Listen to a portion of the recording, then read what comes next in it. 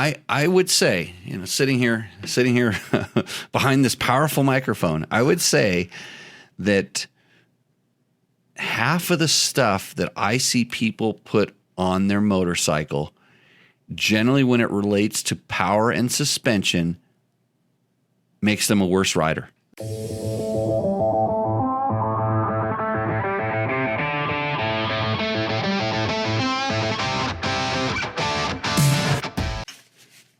No buffer music. We're too cool for that. Okay, this is your other job. Teeing off here. Okay, I'm gonna clap right now. I'm clapping for myself live from Pahrump, Valley of the Dirt People. It's Tech Talk Taco Tuesday, episode number 228. It's been a long road, and tonight we're gonna answer your motorcycle and motorcycle product related questions, but not without introducing my co-host. His name is Jimmy. Hi guys, the other Jimmy. That's why we don't want to get confused around here. So it's just tonight. It's a Jimmy and Jimmy show. These usually stay completely on the rails. For sure. We like to be very professional and answer all of the questions you might have. So the way that works is you can throw them up in the chat. You can comment on the video. If you're listening at this, the best thing to do is to download this and listen to it as a podcast. And whether you're working or driving and you're listening to this, just yell really stinking loud at whatever device is pumping that stuff. Just yell at it and it'll get back to me. I promise you. So my name is Jimmy Lewis. I'm a washed up ex-motorcycle racer. Now I trail ride. So I know a couple things from years of experience, and so that's how we answer questions. I'm going to have a sip of this. So tonight's by the way, so on this show, typically we started in a Mexican restaurant. If you're not familiar with the story, we allegedly had tequila. So sometimes we allegedly have tequila, and allegedly tonight we're going to do a little whiskey tasting. Right. Yeah. So that usually off my request usually. Yeah, works pretty good. Jimmy's a little more of a whiskey guy than I am, but I do have a couple. We'll pass the brands. Offerings are looking better than my place for sure. I'm moving in. A lot of people gift me really good stuff. But anyways, back to the motorcycle and motorcycle related products. This show would not be possible without the help of Yamaha. And we've had all the sponsors that you see scrolling up on the screen behind me, which you can't see right there, but I'm pointing at it. Those were our sponsors. Easy there. So we're working on renegotiating all contracts currently. And Scott Mueller asks, where do I buy Scott's gear? Knee braces and rain jacket. Excellent question. Go to their website. Go to Scott USA's website. Search it. I know it's out there. Actually, if you go to Dirt Bike Test, and I did a review on a Scott knee brace, the knee pad, which, by the way, the knee pad is like one of the pieces of equipment that I hate putting on. And these ones go on and off super easy. It's you slide your leg into it. It's a tube. It's like got stuff. I've been riding them now for like a year and a half, and I wash them all the time. And I don't want to put on any of my other ones. So their knee pads are awesome. But yeah, Scott, just go to their website and you can order them there, and they will tell them Dirt Bike Test sent you. Sell them some kook Jimmy Lewis recommended it. So yeah, he says the knee pad. So I'm actually going to order a couple more sets because I want to put them where I have knee pads stashed all over the place, like different gear bags or places stashed everywhere. Right. Yeah. So I'd like to have a couple more because I literally the two or three times that I've had to wear a different knee pad, I regretted it all day long. That's how comfortable they are, and that's how good they are. So got the text messages coming in. Of course, everybody knows they know that I'm live. So now my wife will call tonight. You want to bet on Heather? Yeah, it'd be good to hear from her. But yeah. Oh, you're watching us? Yeah, turn that sound down. My wife should probably call just to check in on me. And then I found out that from buddy Glenn, if you're an OC this weekend, which I might be because I have to do some stuff, Max Sabbath and the Dickies are playing. Have you ever heard of Max Sabbath? No. This is a motorcycle show. This is why we talk about all this kind of stuff. It's a Black Sabbath cover band that's dressed up as McDonald's characters. And dude, and they switch the words to the songs to talk about Big Macs and shit like that. Oh God. I saw the very first time I ever saw him. I heard about him. The very first time I ever saw him was the Hard Rock in the joint. Yeah. And we were across the street with my running club. They were having a big event weekend, and we just kind of stumbled over there. And by running, I mean beer drinking. We stumbled over there. One of the best shows, period, I've ever seen, just as far as a show goes. The music was good. I mean, it was just, so my friend Glenn just told me it's all about that. And Marco is telling me, as I take another sip, go ahead, Jimmy. Oh, Marco Hendrickson. Just focus. It's all about balance, remember? Hey, Marco. Good to hear from you, buddy. Yeah, so Marco is knowing that we're into the balance here. It's all about balance. Hopefully we'll have schools that'll teach you all about the balance in the near future. But anyways, back to Yamaha. Big supporter of this show, of everything Dirt Bike Test does. Trevor has some Yamaha YZ450 FX tricks up on the website right now. And I was riding my WR450 all last week, and it's a 23, so it's the older version. The 24 is going to be all new.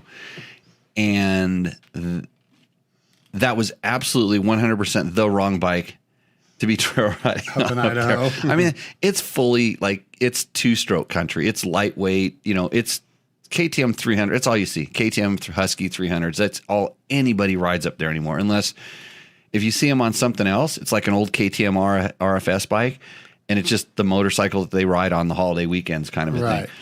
So I was up in the middle of nowhere riding around, and I really tuned the maps. I've got such a good map for that bike right now with it running an FMFQ, and I kind of wish I had the stock muffler, in all honesty, because it would have helped tame down the power in some spots. But I got it so good. So if you're looking for a really awesome Yamaha W450 map, send me an email.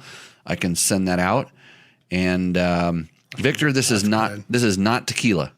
So anyways, Blue Crew, probably the best thing about the Yamaha 4-strokes is that Power Tuner app.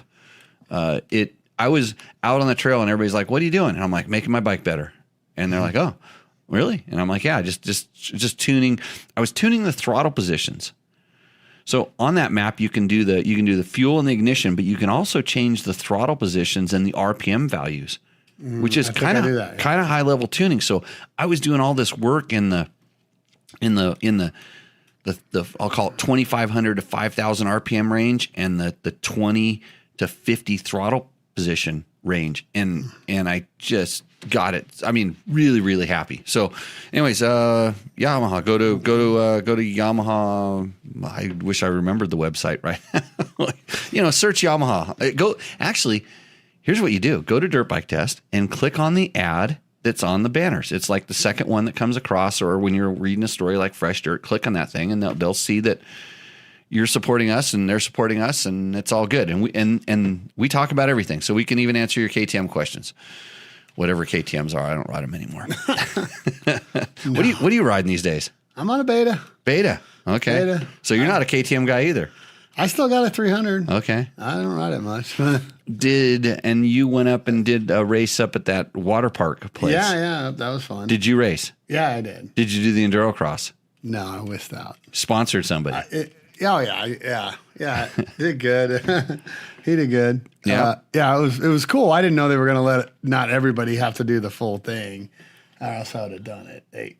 The course was well over my head with just open K rails that are bike legs apart and stuff. Like less than a bike leg apart. It was good. They did serious ones. But they let different levels go around certain things.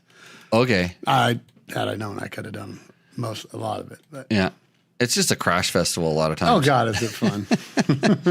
So we're going to get into answering. Actually, we got a really good question here. So I thought we'd answer it. His name is Brian, and Brian has a really detailed question that he was asking us about. And so we're gonna get into it. I was gonna do like a whole. Actually, I might even break it down, and because every time I think about it, my answers aren't like super formulaic. They're consistent, and I'll probably even have a better answer after I think about how we answered this, because I hardly ever remember what we do on this show. Because I told him, I go, I think we answered your question on another show. So let it rip. Okay, for Brian. First, I appreciate your content. Great job. I'm struggling with my next bike choice, and after watching a couple of your videos, I thought I'd reach out for some help. I have no option to test rent bikes, should consider. He's 6'2", 200 pounds without gear. He rides 60% trail, 40% moto, up at 6,000 feet in Colorado. Rocky single track from 9 to 11,000 feet. He's 50 years old, in good shape, rides twice a week. The speed of an average 40 plus A moto and 30 plus A off-road rider. So fast dude.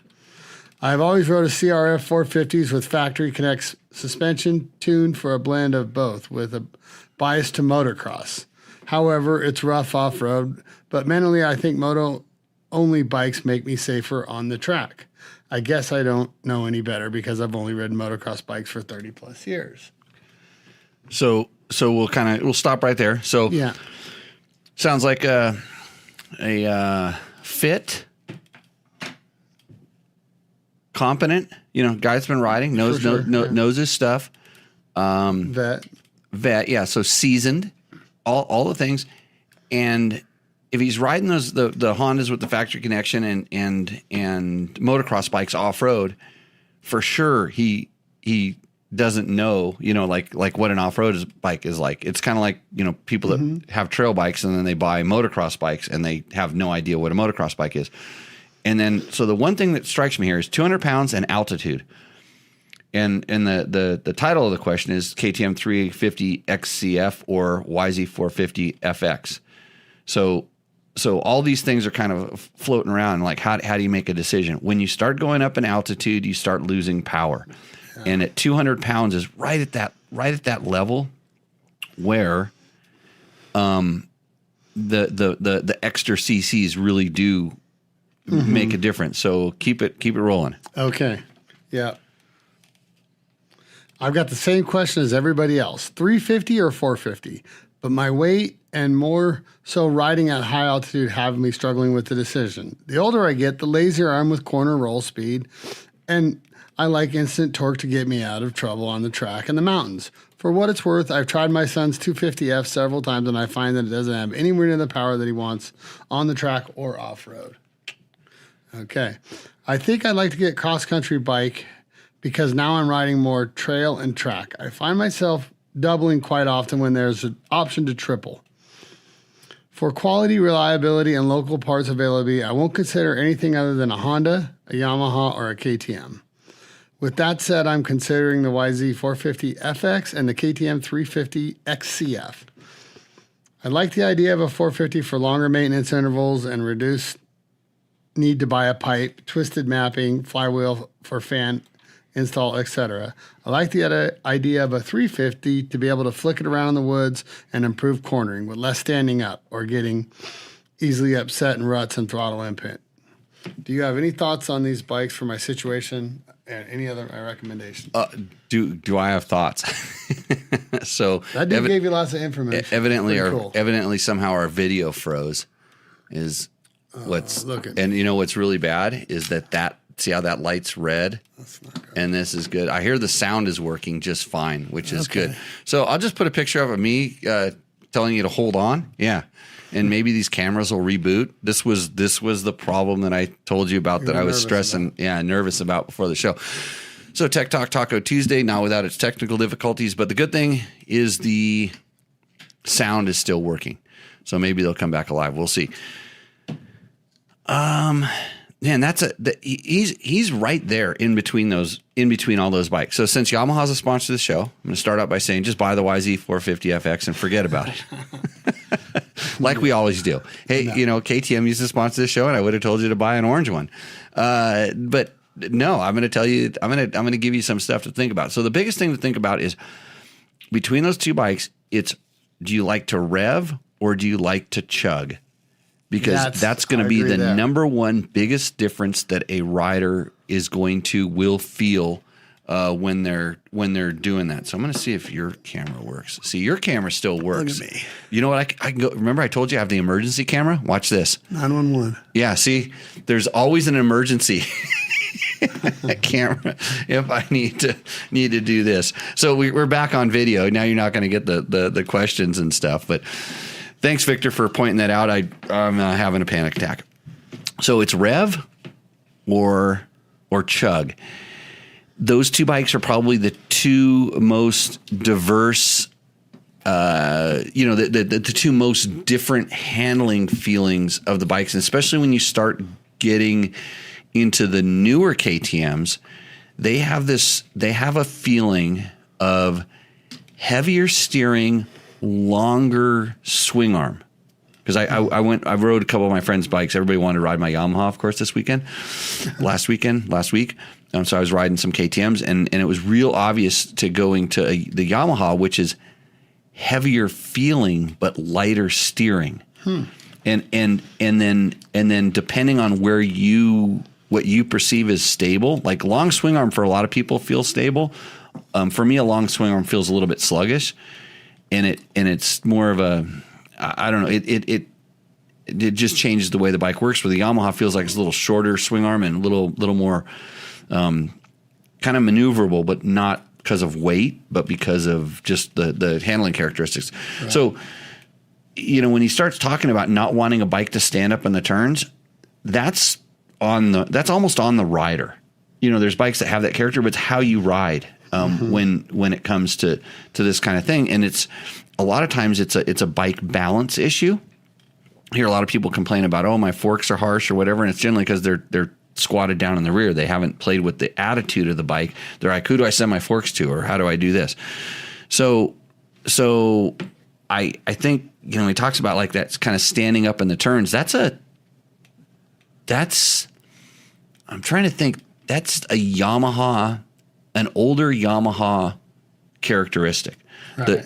Since everything, and even to the 24, 23 YZs, and now the 24 or 22 YZs, and now 23 FX or 24 FX, the direction they're going is to get rid of that, to kind of change it.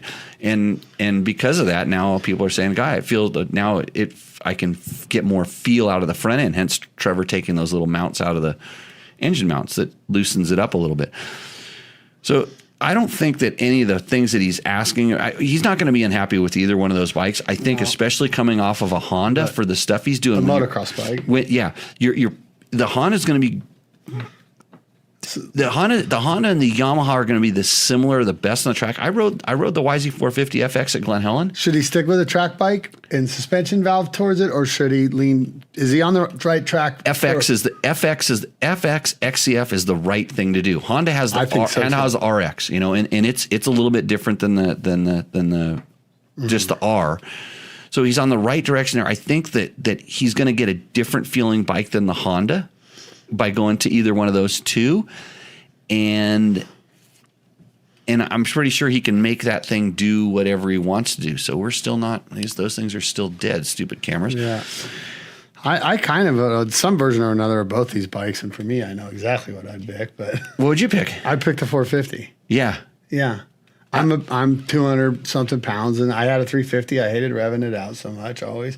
Now I don't have any real moto. We don't have a track here, so I don't ride moto or care about it. So I can't comment on that. The 350 and the characteristics of the KTM will be better in the off-road settings. Yeah.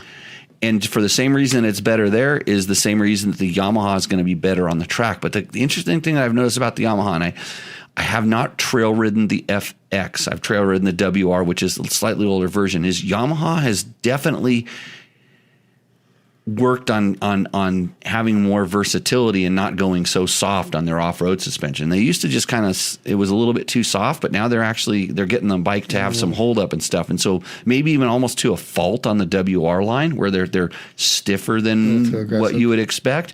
But it's easy to put on weight.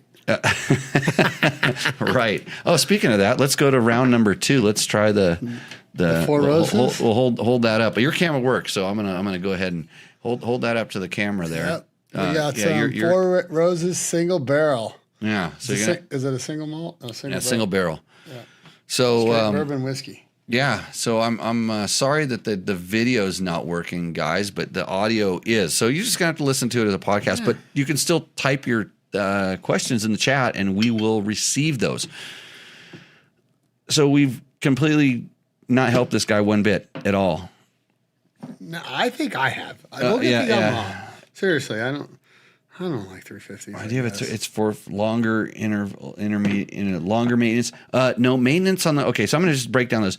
No difference in maintenance. Period. Oh yeah. For the same reason that you're looking at those particular brands. I don't think there's a bigger advantage to buying a pipe for either of them. That you would get the same increase in performance from doing the pipe if that's what you want to do. The mapping and stuff, guess what? Here's where the Yamaha absolutely dominates for the same reason I did when I did my little read at the beginning. Yamaha Power Tuner map. Yeah, dude, comes with it. Right? You have the full-on map coming stock with the Yamaha, so that's a win there.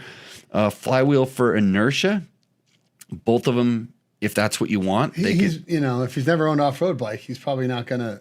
Yeah, he's probably not going to complain because they come with a little bit beefier ignitions. Ridden motocrossers. Yeah. I think you're a Yamaha guy. You join the Brew Crew, and then I really do. I'm similar to this guy in weight and age and all that. And we got a question from Flynn825. Oh, where is that on the thing? We got 5 things. Hold on. Do we? Oh, Flynn, there. Do you think the FX and WR are too similar? Meaning too close to the same? No, they're just different enough to where it pisses me off because I kind of want a mix of both of them. But because we may have really screwed up because I noticed that we didn't actually start the recording here. Oh boy. Yeah. I know how to fix this kind of stuff later. Maybe that's what's jacking up the whole stream. No, the cameras are still dead. Oh, boy. Another technical difficulty night here in Tech Talk Taco Tuesday. You can always support us by clicking through our links at Amazon and Rocky Mountain on our website, and then maybe I can... Flynn seems to think that just the muffler is about the only difference.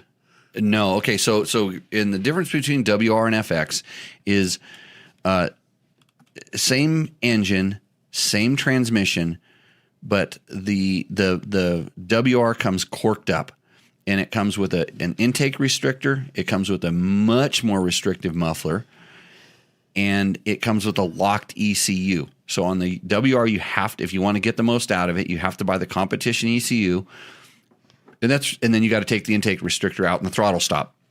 Mm-hmm. So there's a throttle stop on it too, where the FX is a full-on race bike, and you have everything you need there. This is smooth. That is fantastic. Yeah. So camera is not dead. Well, Jimmy's isn't, and then we can go to the emergency camera. But the other two are. Oh wait, no, they're coming back alive. Jimmy, look. No, they're blinking green. I wonder if you walked around and turned them off. I can reboot that one right there. That's red. No, the red one's the good one. The red means it's recording. It's the one that's behind. So yeah, if you go behind and do, let's try that one. I'll do it. Okay, so now I just totally lost track of the WRYZ. So the engine is the same, but when I don't know if that was the right way. No, it has a battery. The button on the top, you push that in the back. See that one? Just hold it down, and it'll make some beeps, right? And then, okay, now push it one more time and fire it back up again. We'll see if it comes back on the internets. So, no, you got to hold it longer. Yep, I'll figure it out. Go ahead. Yep. Hold that for a little bit. And but then the suspension components are a little bit different, mostly in the lugs that clamp the forks, and there's so the pinch on the lower fork clamp is different, and it has all the stuff for the odometer. And then the WR comes with lights and an ignition system that will give it plenty of power to work the lights. So they are quite a bit different in that aspect. The plastic's different. Lots of little things that you wouldn't know. I think don't touch that guy. Oh, we could do that in a minute, possibly. Let's see if these other ones come back alive because they're doing their hunting. But I think Jerry Bernardo likes this particular angle. It's good for my the club that I got abducted to. It's it's Fuck You Racing. It's the good club with a bad name. And if you're wondering if you're looking for some bedtime reading, all better. Oh boy, Jimmy fixed it. So computer genius. Go on Amazon and buy this book, and then and then you can have it'll make you feel better about yourself. Right? So so big differences between that. Thanks, Rick. I think we got it back here. Check this out. We're back live, and I'm even recording this stupid show now. So first try. Yeah, waiting for my wife to call. It's about that. So okay. I think if it were my money and I were doing it, I would probably buy an FX and add lights. So look at Trevor's, look on Dirt Bike Test, look at Trevor's bike. I would probably go that direction if I was just looking for a single bike, one bike to do it all. Because the lights, you have it's wired to the battery, you have the plug, you put it on there, light on, number plate back off, easy to go to the track, so all that kind of stuff. WR is a little bit of work, but if I always say if you're not going to go to the track, get the WR. If you're going to go to the track, get the FX. And I have other bikes for the track. I have a YZ125. That's the one I take to the track. So there we go. So Brian, I will now that we recorded half of your question, I'll have to do a standalone on this question again. And so you're Yamaha too. I thought for sure you're going to go KTM 350.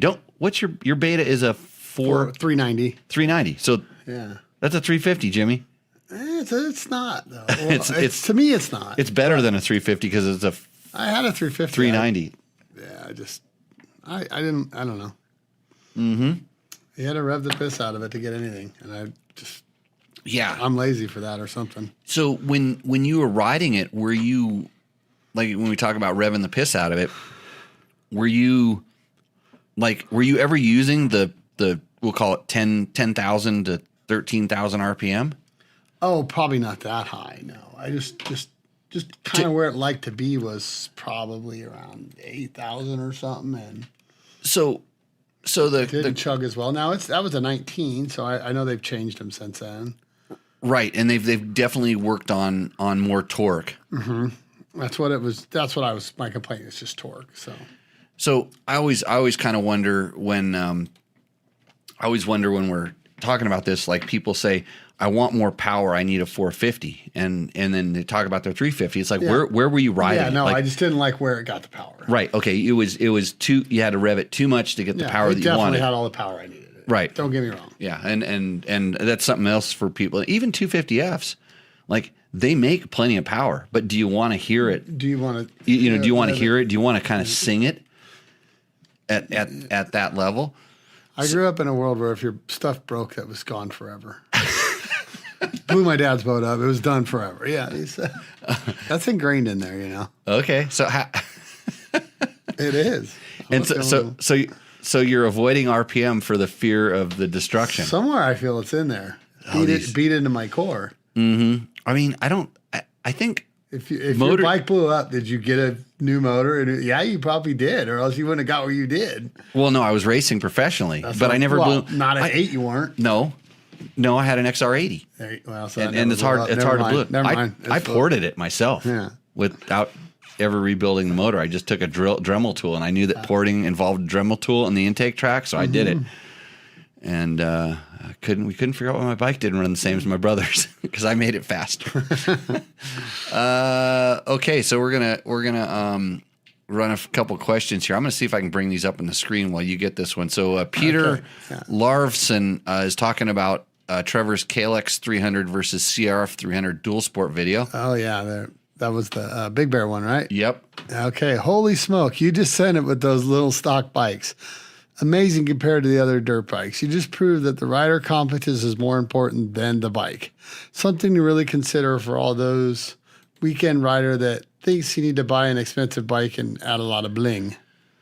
All right. I'm going to try to adjust this on the screen so that they can see where we're getting our stuff from there. Dude. There's our question. Yeah. Yeah, they sent it. Those kids. That's a good comment. I should reply to him. I should say I'll do the automatic. Hit him with the thumbs up, man. A thumb. Hold on, I got to get over there. I got to work this screen over here. See, I'm trying to combine using this show to get my homework done with this stuff here. Wow, thanks, and then a thumbs up, and I'll reply to him, and we're all good. Boom. Yeah. What does IG Gastaldo say? Gastaldo. Money doesn't buy skills. At the end of the day, it's always 70% rider and 25% bike. Well done. Do you want to argue? Buy some skills with money, right? I think you can. Oh, by going to a school, things like that. Okay. Yeah.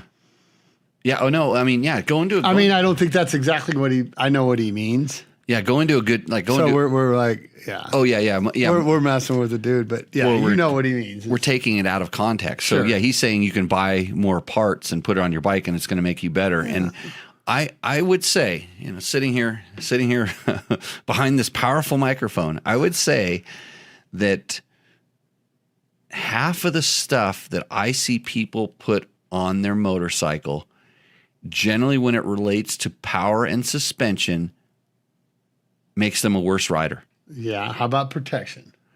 Protection. Like where we just get crazy with every protection. Well, yeah. And then there's people that buy so much protective stuff they can't move. But they should. And their bike. They put everything on there. They put everything on it and it impedes the way that the bike works. Yeah. Yeah. Adds up. I would say 25% bike. That's a good question. So how? I mean, it kind of depends on how crappy the bike is before the bike starts affecting that. I mean, the stuff that they're selling these days is so capable and so good, especially if you use it for what it's designed for. Yeah. You're in a much better world. Problem is people buy outside of their skill level or outside of their expectations. I see way too many people that pull up with their new KTM 1290 and say, "This is my first dirt bike." And I go, "It's not a dirt bike." And they go, "What do you mean?" "No, this is a dirt bike." And I go, "That over there's a dirt bike." and it's amazing to look at their eyes when they go, "Yeah, that's a dirt bike. That's a circus trick machine." Yeah, you're right. It's not or same thing. They pull up with their motocross bike to go on a trail ride, and it's like, bro, you're gonna fry a clutch, and it's gonna be in between boiling all the water out of your radiator 3 times. What do you mean? It's like that bike is geared to never use first gear, and first gear is to ride around in the pits. I mean, it's so rare on a motocross track you get into first gear. And if you do, you should change your gearing so you're never in first gear. Sure. So like little things like this. This is the kind of common sense bullshit that we spew out on this show.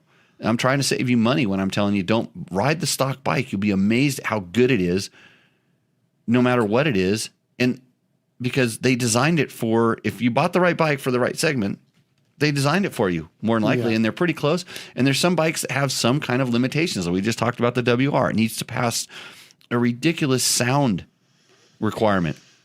The KTM EXCs have to pass a ridiculous sound requirement, and they do it. And it's not the sound that's coming out of the muffler that's impeding that bike. It's the sound that's coming out of the airbox. It's the sound that the tires make. It's the sound that the chain slap makes. Nice. And it's like those 3 things are not preventing you from going riding. The tires make a big difference, but not so much. So anyways, that's what's our next question here? From the modded life. I'll get the you capital U said the IMS tank transferred over from the 2023 model. So it's the same tank, same mounting. Just wondering then if the 23 Acerbis tanks would fit on the 24. So if the IMS tank will fit, then generally the Acerbis tank will fit generally. And I'm saying this because Sometimes one of those companies makes a slightly different shape, and maybe if the manufacturer made a little shrouds changed, the angle of the motor changed, little things like that, then they won't. But the in all honesty, the best thing you can do, I'm going to give them a thumbs up. The best thing you can do, go to the website and see if they offer that model. And a lot of times it's because it's so early in the season, even though it's really not that early for 2024 right now. You're kind of having a compromise because it takes a little while to build this stuff. Yeah. So to make it work. I want to see what does the Modified Life have on his channel. I want to check. He has his daughter doing a walkover. I've been there, my dude. Yeah, I haven't. Yeah. I'm currently signed out. I just signed out of my. I have to sign back into my. Jeez, it's technical tech talk Taco Tuesday difficulty show. Welcome back if you're just joining us. My name is Jimmy Lewis. This is Jimmy Tyler. We answer your motorcycle related questions with no nonsense answers. Type them in the chat, yell at your podcast device, or give us you know what, if you subscribe, if we get 20,000 subscribers on this show only, then I'll do a whole show where I just do push-ups for 2 hours. What is Mike's Island? Mike Island want to know. He wants to thank you for covering dual sports. Great description of the luggability difference between the CR50L and the XR650R. Wow. He said I did a good description. Yeah, that's nice. I appreciate that, Mike. Thanks. I gave you a thumbs up. It's fully a thumbs up on that one. Oh, Vando Inusat Vando 168 0168. Yeah, Vandusen slot. Yeah. Wow. Amazing for your video of the KTM 390 Adventure full test video. I admire you. You are a good driver. I love your video. Thanks for sharing. I'm glad you liked it. You're a driver? Well, actually, in that video, the majority of the video is my wife. Your motorhome? Well, no, we never put it on the back of that'd probably be a good test for that bike is to put it on the back of a motorhome. But you know what? I saw something. As I scroll through the YouTubes and I see videos and they get recommended to me. I saw, and tell me what you think of this. I saw a Yamaha Tenere 700 versus a KTM 390 video. What? Well, because nobody had ever done it is why. Duh. Oh, okay. Makes sense. Why aren't you thinking that way? Well, I mean, that's like comparing an XR650L with a CRF450R. Yeah. Oh. What are you going to, I mean, no, it'd have to be the same segment because they're both adventure bikes. The Tenere, and so it'd have to be the same segment. So it'd have to be comparing an XR650L with an XR150.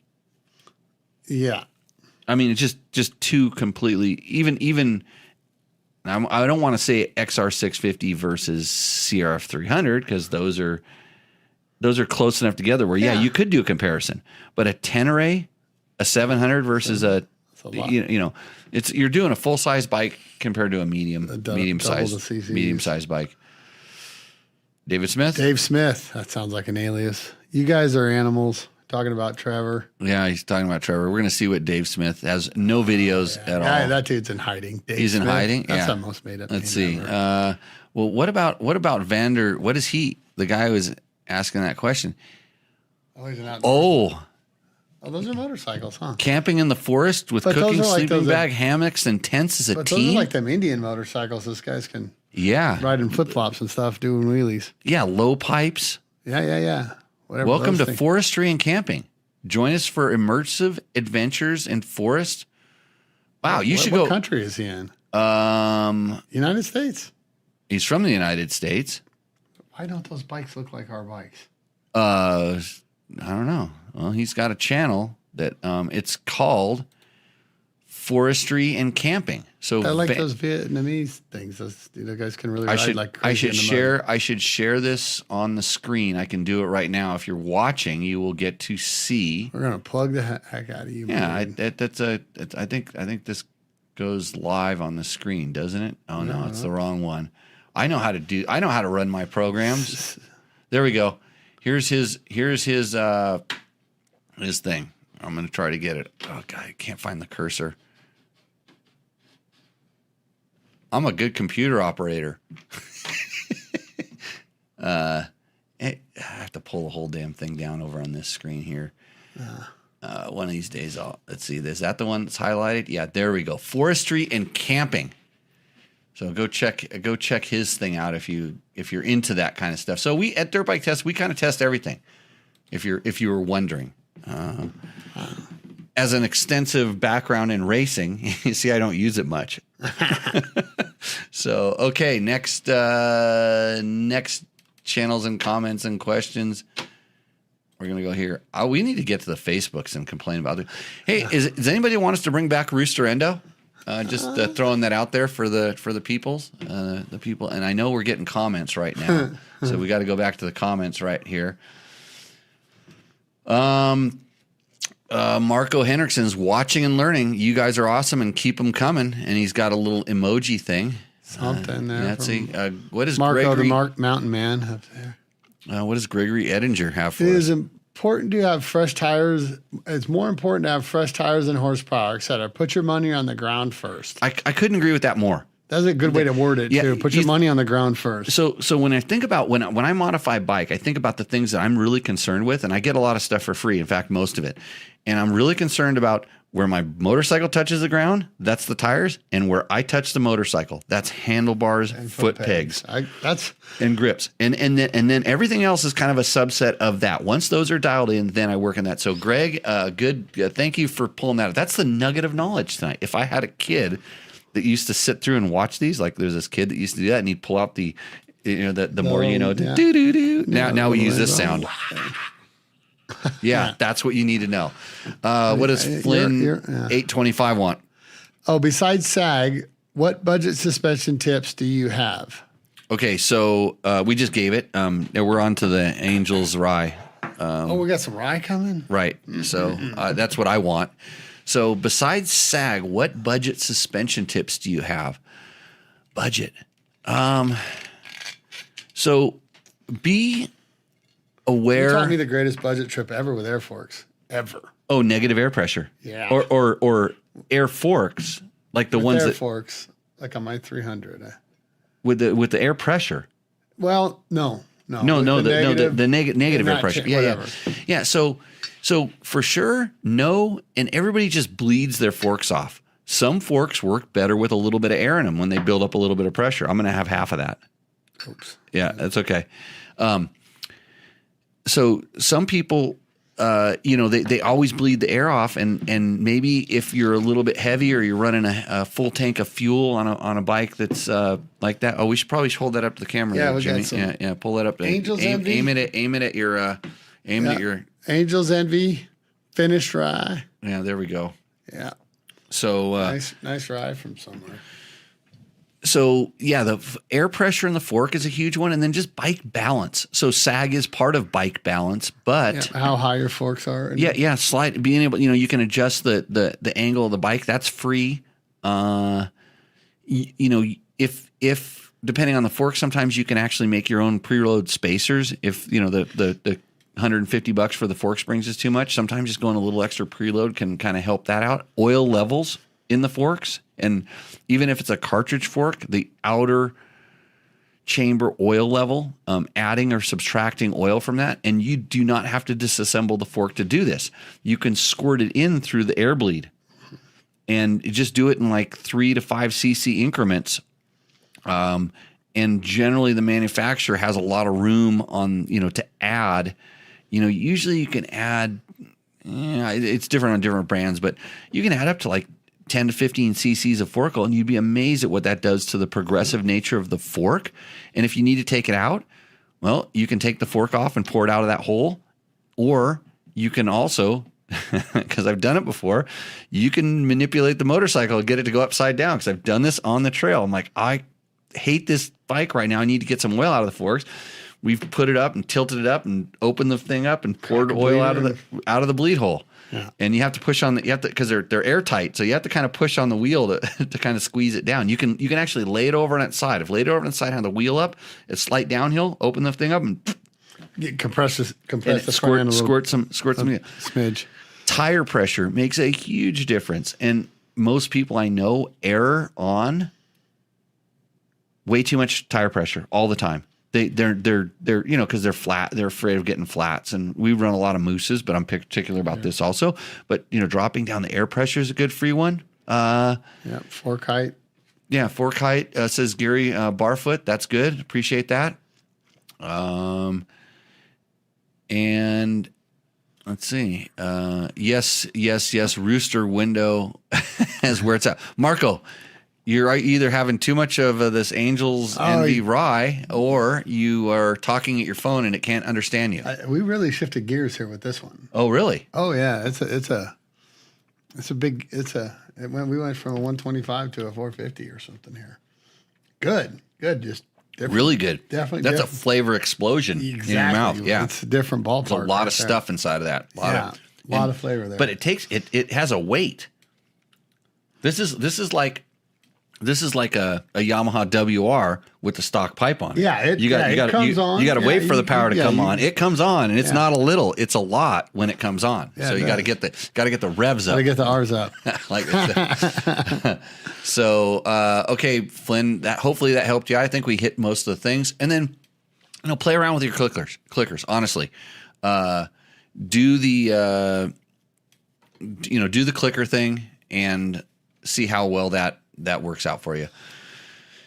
What is Gary Barfoot? How is the comparison between the 24 YZ 450FX and the KX 450X coming? Which one is better for tighter East Coast type racing? Seems like the question comes down to FX trans versus KX engine and chassis. That's a Trevor question, because I don't have either of those bikes, but I know he's been riding a lot. He's going to have a lot more of a West Coast bias in that. Sure.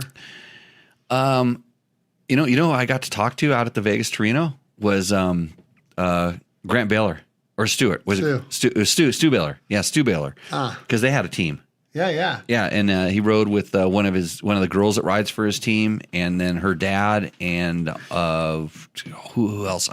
But they just showed up and rode Vegas Torino. Oh, that was pretty cool, right? Yeah. And so I know, and you can listen to him talk about just why he chose the KX. I heard him talk on a podcast. Actually, he has a guy that works with him that probably did a big show on the whole thing. That would talk about that. But, this show is brought to you by Yamaha, so there's no comparison between the 24 YZ450X and the KX 450X, because you would do us a favor by just buying the Yamaha and say the only reason Cali was making an X model again. Yeah. The only reason you'd buy the Yamaha is because dirt bike tests incredible influential power in the power sports market. Yamaha's been making X models a lot longer. Yeah. Whatever that's worth. It's funny because when I saw the Kawasaki doing that, it's such a small change. It's really, you want to talk about, like he said, is there a difference between a WR and an FX? Yeah. Is there a difference between a KX and a KXX? Besides kickstand and 18? Not a lot. Yeah. Not a lot. Yeah, not a lot. But it's nice. It's nice that you're starting that much closer. If you're going off road, it's nice that you're starting with that much less of a platform. And it says something for off road in general where. Well, they finally realized that's where people are really riding these things. Sure. And I promise you, if you're kind of like a vet rider, we'll say more seasoned rider, I have found that on most motocross tracks that aren't really jumpy, if you're going to go do arena cross in a barn someplace, don't get the X. But if you're going to be riding outdoor tracks, the X model might be a better motocross bike for most people. It doesn't matter which brand. The Honda, the Yamaha, the KTM, the all of them. That helps this guy's question too a lot. Yeah. Derek, I think, or whatever. Speed Toad says yes. Yes. Sweet. He agrees. I'm going to give him a thumbs up. I agree with Speed Toad too. Utah Desert Racer. Is it okay to stay tube guy, or do I need to get set up with the times get up with the times with a moose? I ride near St. George. You get flats? You harken back to a memory I had. Your young son, remember Logan, that kid? Yeah, you live with the guy. The detonation. Yeah, detonation. Remember that wouldn't talk, and he fumbled on all the questions. This one, Logan, if you're listening, and I know he doesn't, so I'm going to actually pay him a compliment right now. Yeah, so don't tell him to ever listen to this show again. No, he'll be floored. This question was actually all written properly. I don't know why I blew it so bad. Yeah, you couldn't put those words together. Yeah. No. It's okay to stay a tube guy. I rode all last week on tubes. I was just in a rush to switch the tires on my bike before I left, and there were tubes, and I didn't have mooses prepped, and it's messy, and I just said, screw it, I can bust out these tires, and I was fine. Ran 12 pounds and had a great time on my tires. So I was never a moose guy for a long, long time because A, they were impossible to get back in the day. B, I was scared of them until I started racing as a factory rider and got them for free, and then learned how they worked and learned how to install them properly and learned that if they're done properly, then it's not a problem. Right. And so if, like I said, no problem being a tube guy, Utah Desert Racer rider, no problem. Gary Barfoot. Barfoot again. Cheap trick. Align fork height with the axle so they are not binding. Oh, that's huge. That's good too. Yeah. Yeah. Fully. So what he's talking about is make sure that when you're putting your front wheel on, that the axle goes in smoothly and slides in there. Your forks aren't at different heights. So a lot of times the way to correct that is once you would tighten up your axle and make sure it's all, hopefully it's good. But then with the wheel just with 0G on it, just touching the ground, then you torque your triple clamps. Mm-hmm. And make sure that the heights are consistent.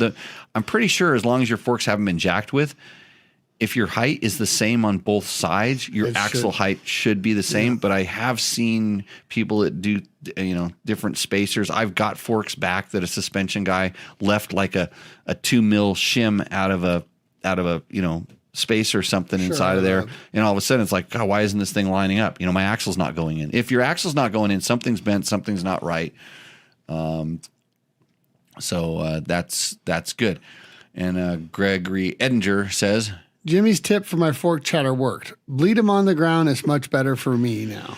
So what he's talking about is actually running negative air pressure. So instead of doing it on the stand with the forks fully extended, he's doing it with the bike down. So when you do take it off the stand, it would actually have a negative air pressure in there. And so it's just a way of helping them kind of suck up a little bit the initial movement. That was the trick that made the old 4CS forks, which have probably one of the worst reputations in spring forks out there.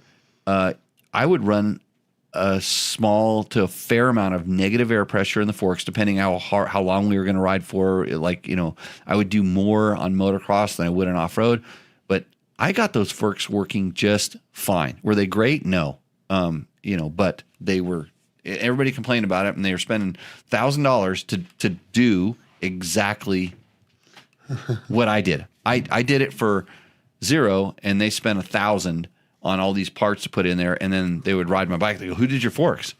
Well, I did them. I did them. Okay. So that's cool that it worked for him too. Yeah. Because that trick worked for me on my air forks a lot. Yeah. Yeah. I like that you can buy a plug-and-play fan kit for the FX. This is true. Yes, and then TrailTech been a great sponsor of this show in the past. TrailTech also has plug-and-play fan kits for most bikes, and they bolt right onto the back of the radiator. It's pretty simple. And then Utah Desert Racer has a problem with pallet nails. Well, pallet nails gives him his flats. I asked him if he gets a lot of flats. Right. And he gets an occasional pinch, but. Right. And them tubes, you got to bend over and check the tire pressure. Whew, a lot of work. Quit riding through the fire pits there. Warner Valley stuff right there. Okay. He's talking about. And Flynn is asking, do you prefer the Nitro or Michelin mooses? I think the plural is mice. Moosey? I think it's mice. When mice. Plural. So if I gave you a set of mooses and you put them in your bike, you say, I have mice in my bike? Yeah. Okay. That one makes sense? Yeah. Does to me. Nitro for me. I honestly, I prefer I personally prefer the nitro because it feels less dead than a Michelin, and it's a fine line whether you are able to feel that, and it depends on how the tire to mousse fit ratio, because it changes quite a bit. But just if you're doing it as the manufacturer recommends, so as the mousse manufacturer recommends, you're putting it in the proper size tire. I prefer the feel of a nitro over the Michelin. In my experience, if you came right down to it, I would tell you that the Michelin will last 10% longer than a nitro mousse in just a full-on durability test. I think that the nitro holds its initial consistency 10% longer than a Michelin. Okay. Like it like the initial feel. Then when they start breaking down, they kind of go through their phases. A weird thing, yeah. And then the Michelin seems like it just hangs on for, I would tell you, a quarter of a tire life more than a nitro mousse. And I generally start out, I never buy the soft ones. I always buy the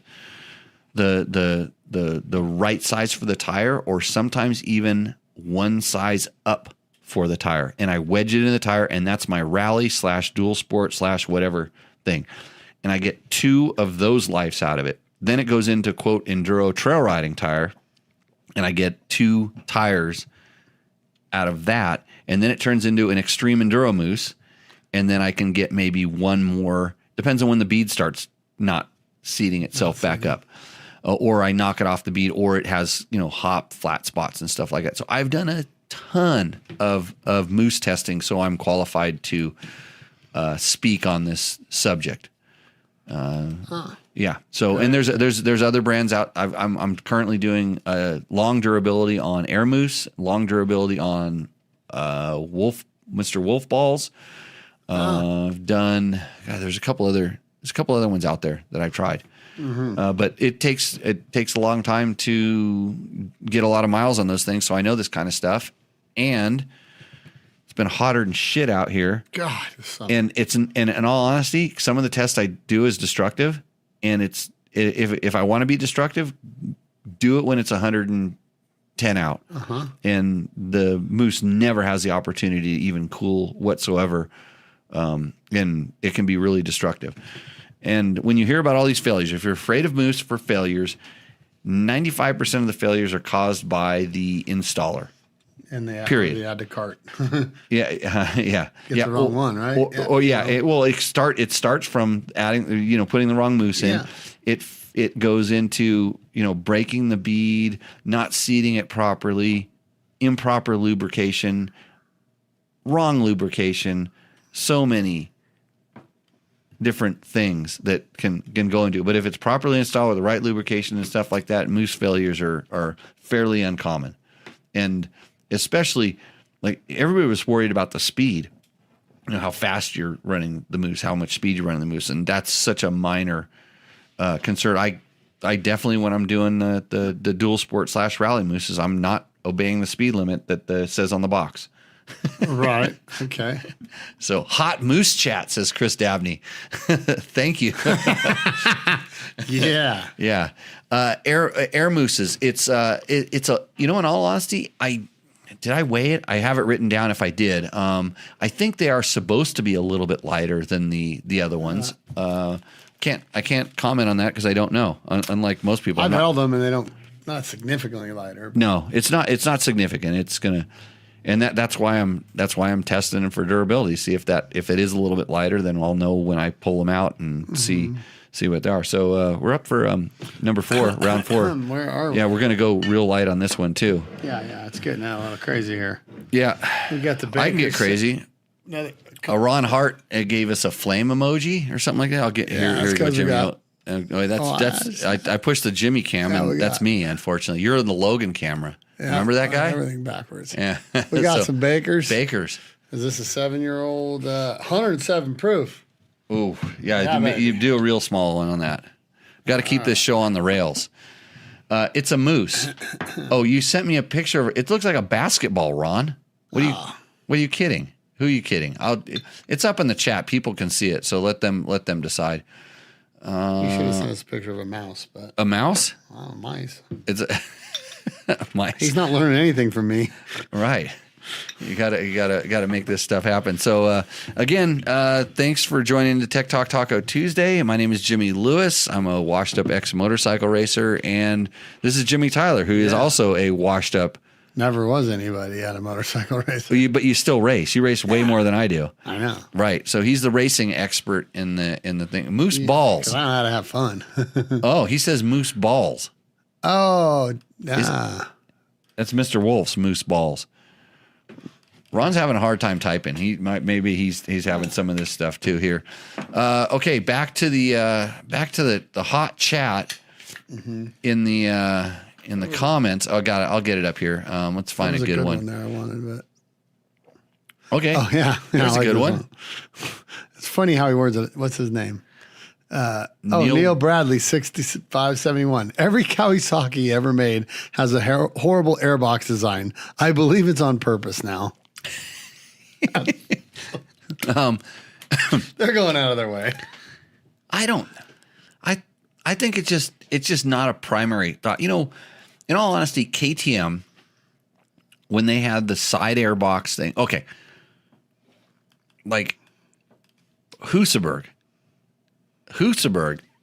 got it. You just pop the seat off and the air filter is right there on the frame backbone in the middle of the tank. You just reach in there. That was the easiest, best airbox design known to man. And this is back on the Swedish Husabergs. Right. They made that bike simple. They made it for people with big hands that were going to work on a motorcycle. You could get the stuff on that thing. Now, when KTM took them over and then they had that same airbox design, they figured out how to take something and make it. The airbox was awesome, but the rest of working on the bike, forget it. But KTM had their airbox on the side, you know, with the quarter turn Zeus fasteners. Yeah. And it had a metal clip that just pulled out. It was toolless airbox design. Beta was always really good about having toolless. You know, you push a button on the seat to get it in the old days, and then you pop the side cover off in the newer days. I think it's just that Kawasaki just hasn't evolved on that much, and I don't know that the newer one I think has more of a kind of a clip position thing. I haven't had one for a while. Yeah. So yeah, I mean, if you're off-road racing and you do air filter changes, that would be a critical concern. But if I were doing normal riding and stuff, as little as I have to change the air filter in most circumstances, I don't think it's that much of a concern. I have an IMS. Think they do it on purpose, though. No, I don't. I don't think they go. Haha, we'll get those guys. Haha, yeah. You will laugh. Yeah, because on my Yamaha, I have the IMS tank on it now, and my flap doesn't fold all the way up. So what's usually an easy airbox right up there on the headset, it's almost like a Husaberg one, except it's different. Since that airbox, and I know they tell you can clip the airbox cover and then it lifts off as opposed to has to roll off those pins, but this is good. I don't think this is as good as the Angel's Envy. Yeah, the Angel's Envy has a lot of flavor. This is they're all in different ballparks tonight. That's for sure. It's but for 107 proof, it's smooth as. Yeah, it's super smooth. You don't notice it until you start talking and you feel that there's not air coming out of your mouth. Yeah, a little fire breath. The fire, yeah. Yeah. So, yeah, D-Mice. Old Miss. Well, this is going to be my next supermoto build. About to grab a 23YZ 450FX for 75 hundo in Iowa. Very excited. Yeah. I don't know why you're going to turn it into a supermoto build. That's a mistake if you ask me. Same. They're great dirt bike. Don't those cost a lot of money really to do right? Like that 7,500 bike's going to go to 15 grand real quick, right? Yeah. You cut forks and Ron Ron has decided that he's going to put his glasses on before typing anything else. Okay, Ron, we appreciate that. And we got our whiskey glasses on, so that should help. Yeah. Chris Dabney says he had to tilt and lower. What did he have to tilt and lower? The glass? Maybe the air filter. I don't know. Yeah. Has anyone ridden the Husqvarna Norden 901 Expedition? Looks like a great stock setup. I've putted one around, not extensive testing, but I actually when I was someplace wherever I was riding at, I ran into some guys that were out there and they had a Tenere, and the guy let me ride his Tenere because he'd done some stuff to it that I wanted to check. So I literally rode it around the parking lot because I'm this throttle response thing. And but the other guy had a Norden 901, and we were talking about just the kind of KTM 790, 890 platform, which the Norden is based on. Oh, and, okay. And he confirmed that the Norden is, I would say, a little bit more of a comfortable bike than the 790, 890 for that. So until I ride one, I can't say, but I think they've done a good job with. Is it an adventure bike or what? Yeah, it's a KTM 890, but the Husky version of it. Yeah. Gotcha. So Ron, now he's backing up from his glasses claim and going to Wild Turkey 116.8 proof. Gasoline. You do what you got to do. Turpentine. Rick Levon. Yeah. How much do you trim down your bars for cross country bike? You're asking a couple desert donkeys, I know, right? Yeah. Trim down the bars. In all honesty, Rick, I did do a lot of racing all over the world and back east a fair amount, and it kind of depended on the race and how much they were going to do. Like the National Enduros back in the days, and I don't remember the specific. I mean, Scott Summers, I remember had his bars down to like something like 26 inches, something ridiculously narrow. And coming from a guy who never had to trim his bars, just creosote bushes, it was very awkward for me to start narrowing them up. But it really depends on your racing, and then what's your margin of error? Because I always ran wraparound handguards because I just didn't want to get smashed. And man, was I thankful I had my Acerbis wraparound handguards on my WR this weekend where I was riding, because I clipped a couple trees that it was just enough to go, man, I wonder if that would have just folded the flag guard back and had the lever, getting my finger. Grabs that. I don't know, because I tend to ride a little wide. I don't really hug the edge of the grips. I tend to ride a little bit wide on my hand.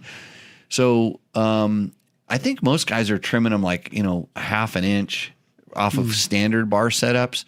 But what do you think about guys kind of trimming their bars down to get taller guys rather than rising them, trimming them down to get, I'm going to exaggerate it, to get a little more. Oh, that's an interesting thing too. So they're making them more narrow so their arms can get longer. So they're basically taller or whatever, they feel somewhat taller. I don't have a problem with it. And as I've learned to ride better, I realize how much less I need the leverage on the handlebars. Mm-hmm. So that's not so much of a problem anymore. But it all comes down to personal preference. And I imagine if you're like, if I'm trail riding, I'm not too worried about it. If I'm racing and I'm thinking it's going to save me a few seconds here and there, I'd start considering it and go look and see what the fast guys are doing. Mm-hmm. And ask them why. And if they can explain it to you, then they probably have a pretty good reason. If they just did it because somebody else did it, go find out who that go find out who that somebody else is and ask them. And see. Flag style handguards, also asks Rick. There's a lot of them out there, and I don't necessarily have I know Acerbis is always a go-to for me just because they fit. Yeah, I always use them. They fit. Generally, they look good, although if you want to talk about a company that has had some flops in design before, they've certainly had some stuff that was outside the box. Enduro engineering is tough. Yeah, there's flags, they're really there's some that bolt pretty rigid onto the handguard, onto the bar, and then they have literally a kind of a bar. They're held on with a nice bar. Mm-hmm. Enduro engineering's got some that mount to your stock clamps now too. Okay, which is cool if you're running out of room on your bars. Somebody had a thing. It was like an intermediate thing that was a wraparound, but it was just an extension onto the stock KTM handguard. It was like it would turn your stock one into a wraparound. I saw this up with one of my buddies that I was riding, but I don't know. It depends on how rigid and strong you need them to be, and how much you need them to what you like. Can't go wrong with the Turbis though. Yeah, and then they all have different looks and things. Sycra always had some good ones. Not the best looking ones, but they're tough. Yeah, they were tough. I'm trying to think of some of the different ones that I've had. Hey, you can buy them for like $7 on Amazon. Yeah, they probably say a Cherokee spelled with one letter different. Yeah, exactly. I bought some Amazon stuff. I still need it. I need to do tests on it. I bought a muffler, and I bought some wraparound handguards, and I bought some flag handguards off of. And they're on some of our rental bikes because I knew they were going to get crashed. And I just wanted to see good what ones happened. to go crash. Yeah. So. Let's see, Ron. He's back to the Harden or the Norden. Let's see. Oh. They have an Expedition version of that now that has the KTM 890 suspension and a bunch of extra stuff added. So I'm just going to go out on a limb here. When KTM starts doing that, they're winding the model down. They're emptying the shelves of parts. And the strange thing about that is they did that with the old KTM 950, 990 platform. They made a 990 Baja. It was the last year ever you could buy one in the U.S., and it was a little bit lower, and it was all this stuff. It was the best one they ever made. Right. Literally that velvet by seat, mistake. that suede seat on it was so sick. Yeah. No ABS, because they probably ran out of ABS units. Oh, is that? I didn't know that. And it was like, well, we have all this lowered suspension, and it was a really good bike. So you just never know. Let's see. Oh, highway dirt bikes handguards. Those are bulletproof, Jesse. Those ones they literally have 2 bars on the side, and they come back to one, and then a lot of times they have a little folding mirror that pops in and out of them. Oh, those snowmobile guys, maybe. Right? Yeah. And I don't know if highway dirt bikes is still doing stuff. Do handguards prevent the handlebars from flexing? Yes, they absolutely do. And in fact, wraparound ones. Yeah, wraparound ones. And in fact, the flex bars are you always mount it to a pivoting part so that the flex bars still continue to pivot. And I'm testing some of the Mako 360 setup where the whole bar moves, so you can mount it right back to the bar, and it doesn't affect the Mako from working, but it can affect the flex of the bar. If you're adding an extra, you think about it, the way that the handlebar bends and the tapers they put into it as they go up, if you add an extra hard mounted piece in there, it's going to change the way that it feels. And then Steve Mueller says, what about KTM's financial state? I think they're fine. I don't know why everybody, you know what? It's a bunch of YouTube people that are doing, it's like somebody did one and they must have got a lot of views, and so somebody else did one. Yeah, they're having layoffs and cutbacks. That's exactly what you do when the market slows down a little bit. Mm-hmm. And they went nuts after COVID. They couldn't produce or make stuff fast enough. They probably had to hire a bunch of people, and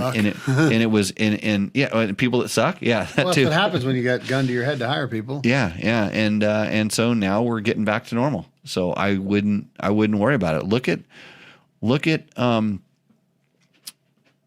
they're going MotoGP racing. They're spending money in a lot of very expensive arenas, and they're cutting back in other areas that they're super well established. They do not need to show anybody how good they are at making 300 two-strokes.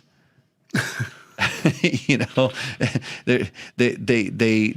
been doing pretty damn good at motocross, and it's you still need to always market there a little bit. But you look at if you want to get eyeballs on your brand, you go MotoGP for motorcycles. You go MotoGP and you go Supercross. Mm-hmm. Look at Ducati. Look at Triumph. Why are they participating in this arena when they've not been there? It's to get eyes on the brand, make the brand more recognizable. Sell. KTM's already established. It's not like 20 years ago when what's a KTM? There's a couple guys riding them and that's a good point. Yeah.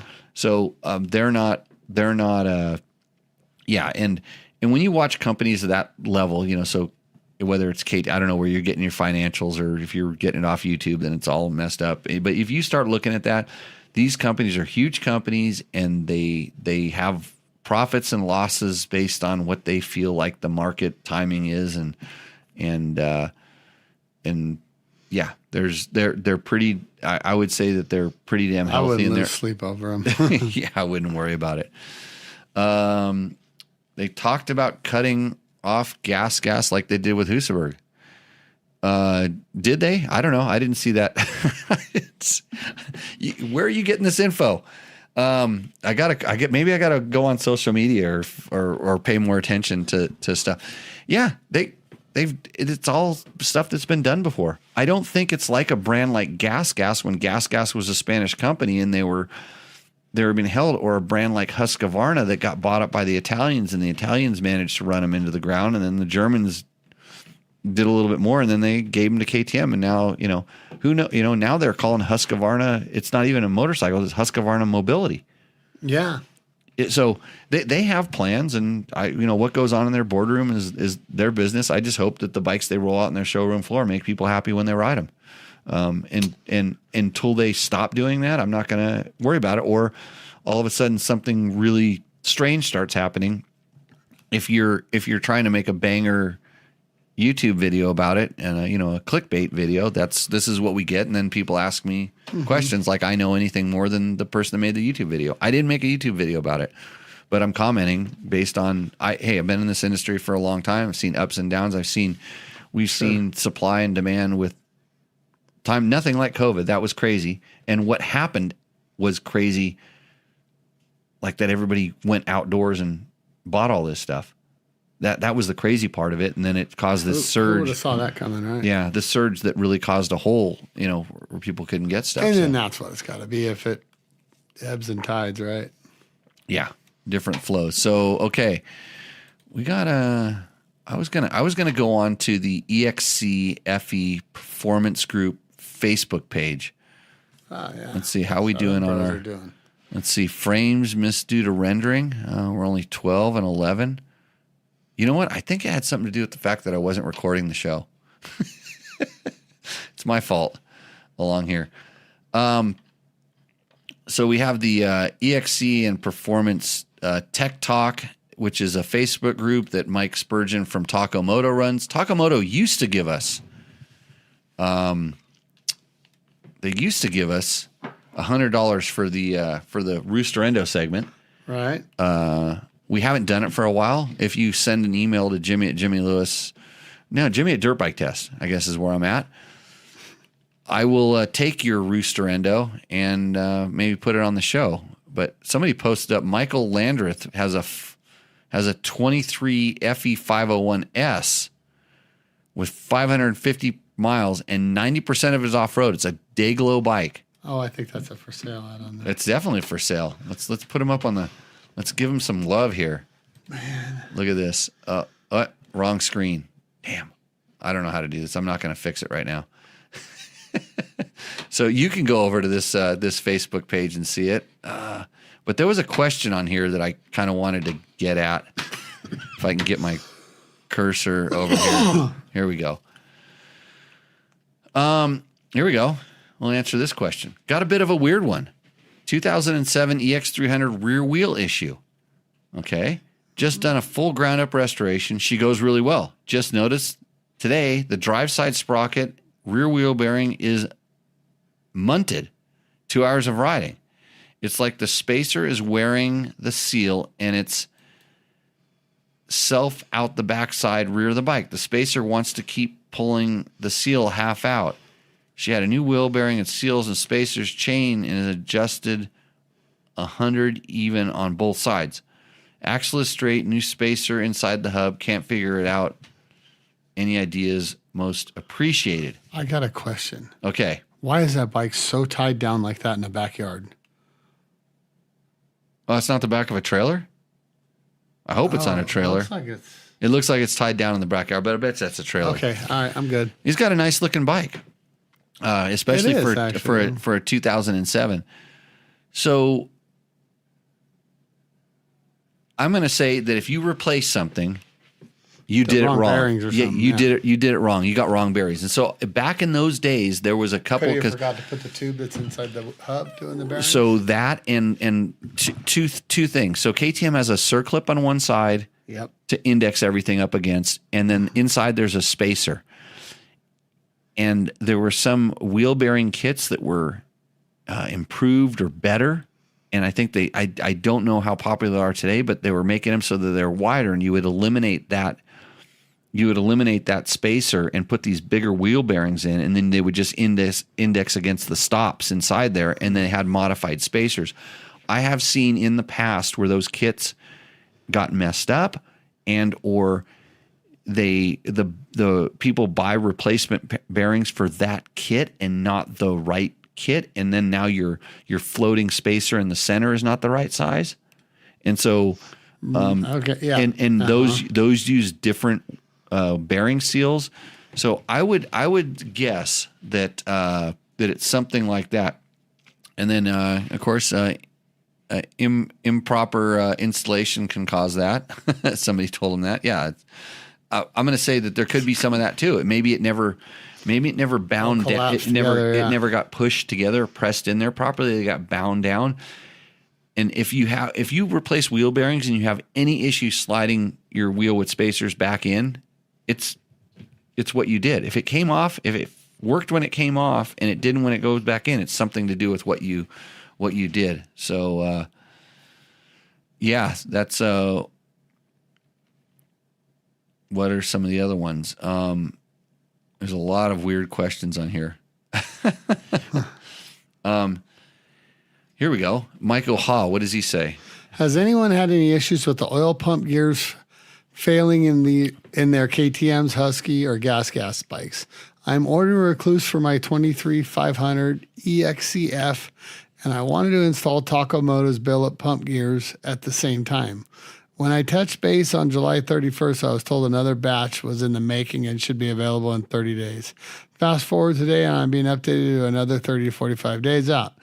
I've spoken to a dealership about you're going to the see engine more. And the gears failed, and everyone has said they never had any issues with those gears. Okay, can I just stop in right here? Heck yeah.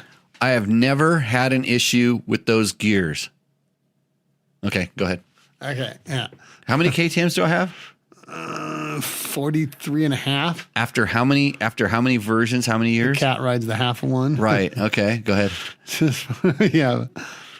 I've looked through the interval, and there's There is no there's no service interval on when you replace these gears. If it's not serviceable item, then wouldn't the gears be failing considered to be manufacturing defects? Any help? Anyone that has issues with gears, please let me know. Okay. So I'm going to just tell you that oh wait, here's the guy. Hi, I was the person at the company to start fixing these gears way back in 2016. Let's see. Says Adventure Baja. I was the primary issue was the 16 to 23 250 and 350 bikes. The 450 500 have had some bad issues, and nearly as many. 12 we have no known plastic gear failures. That I totally agree with that. I do have a 16 to 23 250 and 350. I have two of those, and I have not had. I've got over 500 hours on those. 17 to 23 450 500 501 bikes. There have been some failures, but again, not anywhere near the smaller displacement bikes.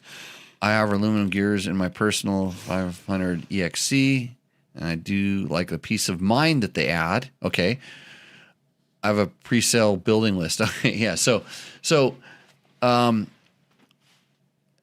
it's one of those things that somebody had a problem with, and this is the same thing that happens on anything. Anytime you see a failure, one guy has a problem. His 10 buddies hear about it. He posts something on Facebook. 100 people see it. 100 people take it and they run to the forums and they share it someplace else. And now you think it's a problem. It happened to one guy. And I can never get to the one guy. I can never find that one guy because I asked them. So, because I have in the past found the one guy. And I go, so your oil pump, I'm just using this as a theoretical, something else. So your oil pump gears failed. How did you find that out? Well, after I completely smoked my clutch and one of the tabs broke off and all the metal was running around, my oil filter plugged up and it ran for a little while. And the first thing, and even though I completely smoked my top end and everything died up there, when I pulled it apart, my oil oil pump was also kind of smoked and the gears had, knocked a tooth or two out because the oil pump seized. Yeah. And it was like, they're plastic because they don't have that much strain on them. And usually something else caused that level of strain. Now, and then it goes back to how are you riding this bike? How much strain are you putting on it? What are you doing? If you're putting it on a snow bike and you're starting up your motor when it's freezing cold and the oil is like ice, and you're trying to make that thing spin, maybe that would be a case where you're gonna have an issue. But under normal operation, generally all of the components of the engine are pretty sound. And until you hear a lot of failures from a lot of different people that actually had the failures, not reposts from their friends or somebody else, I heard about this one guy, don't worry about it. And I'm not trying to say this to stop the oil pump gear sales. And if it gives you a peace of mind, go ahead. But I will promise you that there's a reason that in this instance that KTM puts plastic gears in there. It's probably number one, cost, and number two, weight, because they're weight weenies. They're thinking about every ounce, but they meet the durability standards. If you add an aluminum gear on that, or whatever they're making it out of, I would suspect that it may be stronger, but it's going to transfer the force to something else. And if something starts going wrong, that gear could cause a bigger failure than, there's a reason why they're designed to do that, so that when you do start your motor up and the oil is frozen inside the oil pump and it doesn't spin, it strips that gear out and it's an easy replace, as opposed to no oil gets pumped through your motor and the entire engine seizes up. And you're like, why? Although you shouldn't be starting your motor up like that. Anyways. Okay. That's the thing. What is? You know what? I have a problem here. Yeah, we can fix that problem. We're going to Mexico for this whiskey. Believe it or not. Oh, are you kidding me? No. So this one. This is a going to the Jimmy Cam here. This Addictivo. Yeah, be careful with that. This is it's a tequila company that made whiskey in tequila barrels. So used tequila barrels, and they make a really good. There's one extra or two extra little shots in there. Same thing, a small one there. Seth says 2014 500 new to me last week, but want to go on an adventure this weekend. 1352 sprockets, and I figure I'm getting close to 45 miles a gallon. Well, that's good. I'm going to throw a 40 on the rear and take off. How far are you all getting on a tank of gas? And is the stock tank a 2.5 gallon? So I don't think the stock is a full 2.5, but on dirt bikes, for most people, it depends on how you ride. Yeah. It's 100%. So mileage is not a good way to tell. Yeah, it's hard to do mileage. So I always tell people do your own. But if you were just going to calculate, if you're going to be rough, go 35. But he's just trying to go 45 miles on it. What was it, a 2-stroke or? Oh, it was a 4-stroke. But he said he got 45 miles a gallon. Oh, so how far is he trying to go? He figures he's getting close to 45. I don't know, but he wants to know. I think he's kind of fielding it out there, like on what kind of mileage. Let's see what the people say. Don't change the sprockets for mileage, more for the type of riding I do. This is correct. I agree. Let's see. And then another reply. I'm not seeing. Try a less expensive 14-tooth sprocket. And then, okay, now we're going to get in people that are going to give them gearing and then talk about their mileage, which is good. That's why you're reaching out to these forums. Mm-hmm. 100, and then, okay, Liam tells him he can get 140 kilometers to a tank. Nobody knows what those are, bro. Oh, we're international, so we need to do a conversion. Hey, you know why Formula One has both miles per hour and kilometers per hour when they show top speed? Because people need to know. So up to 55, 20. Okay. So Michael changed his gearing, and he gets 55 miles per gallon. And then, but it's on a 350, which has nothing to do with this bike. So thank you for your information. And Ian goes 25 miles per gallon. Yeah. So he's got I am Seth, and I'm trying to figure out how far my bike goes. And Michael, we don't know who Michael is, but he's a top contributor. He says 55 on a bike that's not related. And Ian says 25. What am I supposed to do? I just reached out for information here. What did I say? 35? It's all over the map, like usual. And then now we're going to tell him how to explain the sprockets. The stock tank is 2.25 gallons. There's some good advice. How I guessed inside there. Yeah. Anyways, good on you. You know, and this is what I tell people on these forums all the time. When you get an answer and when you figure out what you're going to do, report back to that post. Don't just take the info and what you learned and run. Come back and say, hey, at the end of the day, guys, thanks to so-and-so and so-and-so for giving me this good info. Or these two dipshits, like Jimmy and Jimmy, I heard them on Tech Talk Taco Tuesday, and they told me to do this. They made me buy a T-shirt, and the thing, the ink peeled off of it, and I feel embarrassed to even send them a photo of the cool place I wore my Tech Talk Taco Tuesday T-shirt. So... anyways, is there anything else good inside here? Let's see. Looking for a comfortable seat. I'm 6'2", over 60 years old, riding single track and forest roads. I noticed Seat Comfort Concepts offers XL tall and tall. XL tall and tall. Which one is preferred? Let's see. Well, Tom Hale is 62 and 6'2" and 61. Almost found his twin right there. Yeah. So he loves his Seat Concepts XL. You know, the XL is the one that has a little kind of like the gull wings, bubble in the back. The bubble in the back. They have ones that's super they got some big. ones, yeah. The big old. If you're going to put your butt down, it's like you're on a cruiser. I'm not a fan of those, but the ones that have. Well, what age do you get to where you can become a fan of that?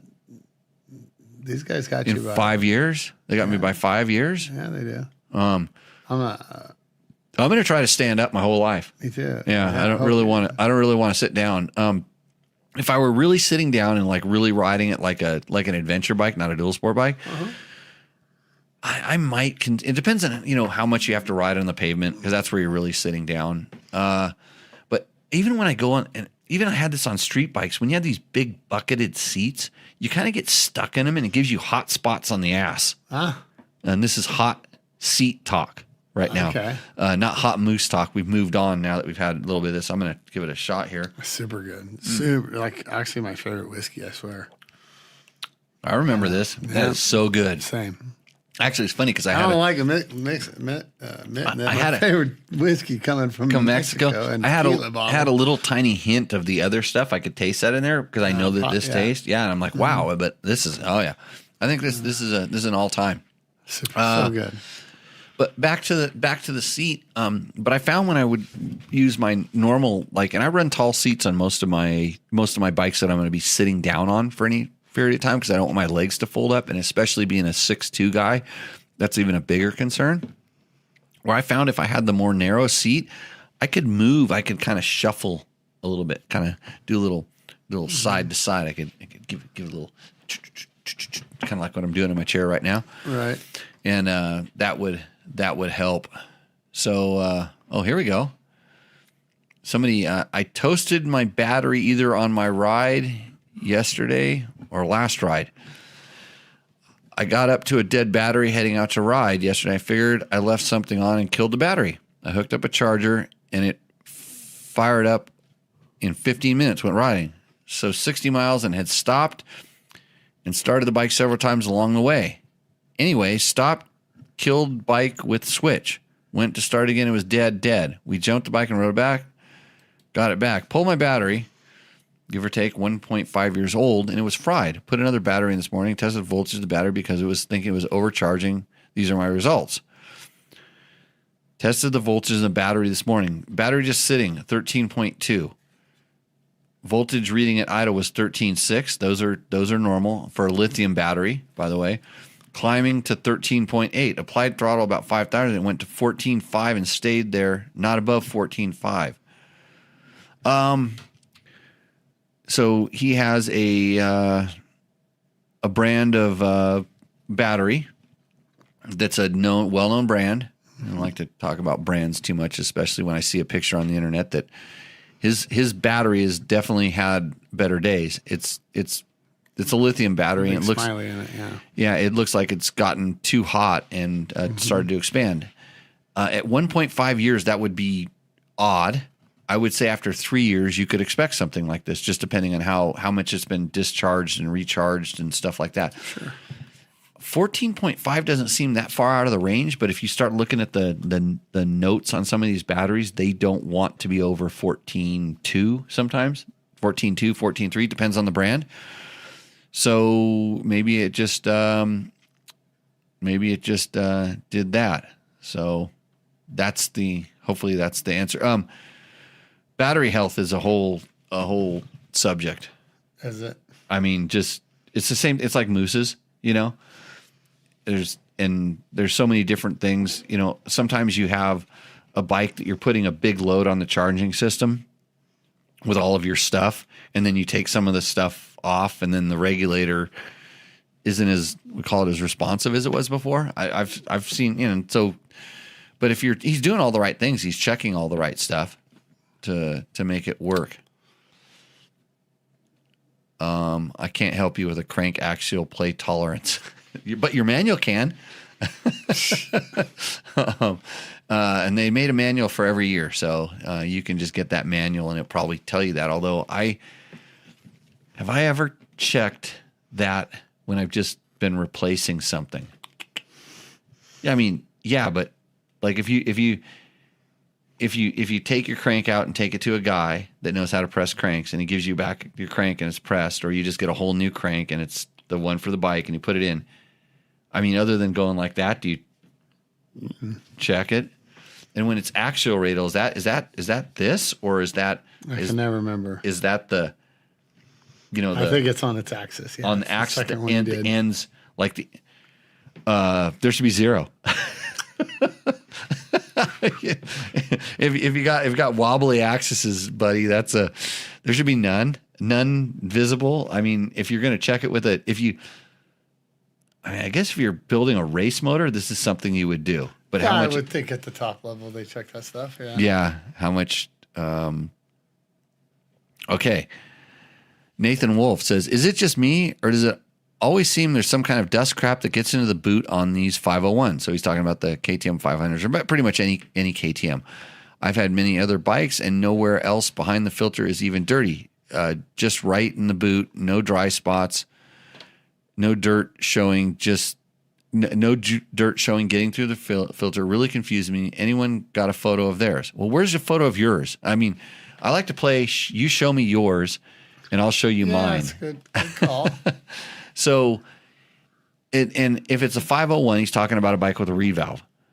And if he popped the reed valve out, there's always some deposits on the between the throttle body and the reed valve, because the nature of the reed valve is it causes a disturbance inside of there, which is generally good at lower RPMs.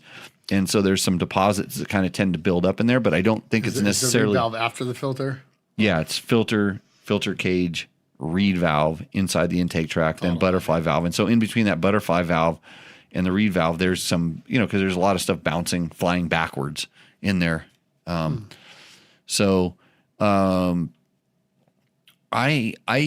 I mean, it depends on, like, if you're riding out here in the silt, you're always going to get a super, super fine layer inside. Yeah. I mean, it doesn't matter what oil you run or anything. It seems like it always manages to get in there on those bikes. A lot of times, since you're pumping the oil, the crankcase vents to the air filter, to the air box, you're going to get some of that stuff. Oh, yeah. That, if you're getting your oil really hot, it can turn into a mist, and then it can kind of coat the filter as well.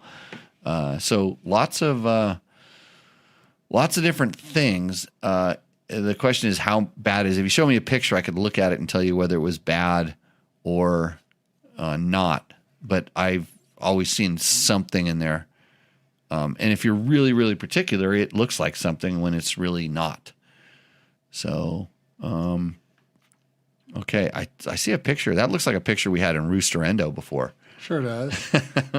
some of the different things. So, okay, I'm going to go right back to, we've answered most of those questions. We're going to go back to the chat and see what's happening up here.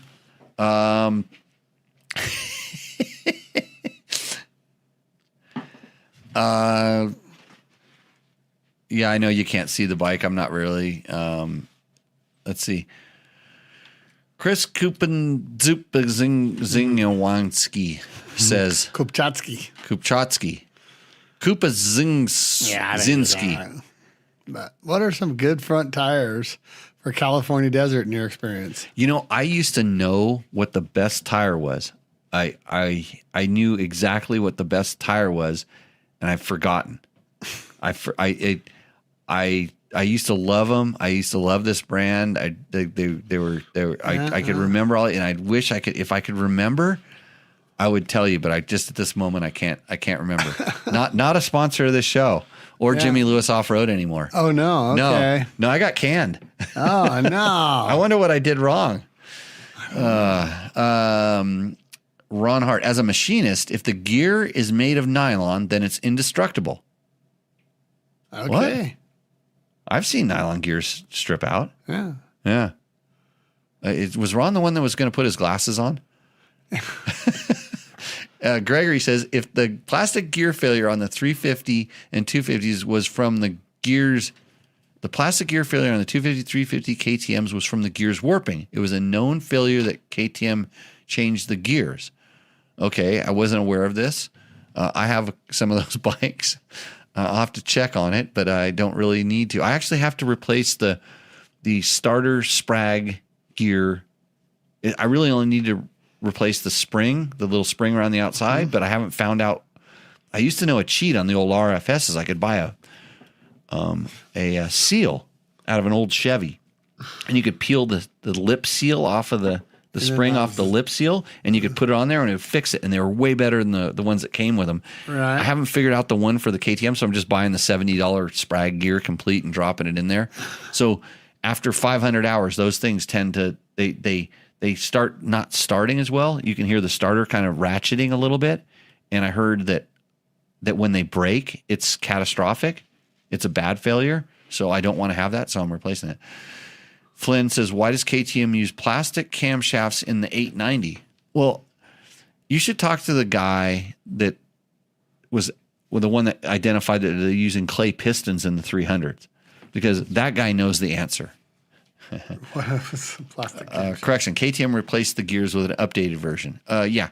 So when a manufacturer does an updated part, so it could be anything from they're switching vendors, and that just has to do with their number coding system, or there was some kind of a problem that they are addressing, or there's a lot of reasons that there's updated parts in motors, and it wouldn't surprise me. Let's see. Some people say plastic, but you have to understand there's so many different categories. You can't just say plastic or nylon or Delron or UHMV or Teflon, et cetera, et cetera. And then Zach is flaming him. Smart ass. Zach said plastic. And then Ron said Zach. That's fun. So good. Chat's waking up, guys. Thank you very much for chatting. You know what you really should do is your friend that's always asking you motorcycle and motorcycle product related questions, you should send him to Tech Talk Taco Tuesday. Yeah. We have an archive of over 227 shows. You can watch some kid named Logan grow up. Yeah, pretty much. Why wouldn't he come tonight? What's he got a job? He's riding jet skis. Oh, really? Yeah. I didn't get an invite with hot chicks. No, we don't do that. No hot chicks. Well, tell him if I show up, I would bring hot chicks. Yeah. And then they would think I was cool again. Yeah. They used to think I was cool because I had dirt bikes. Utah Desert Racer.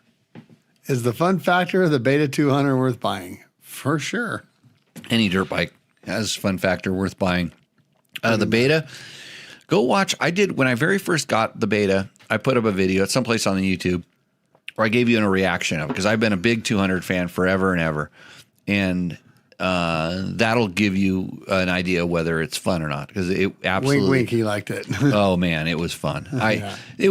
I spent so much time dialing in my KTM 200s to run a certain way, and Beta delivered a bike that ran that way, and I was like, I don't want to use the F word, but damn, yeah, fuck you racing.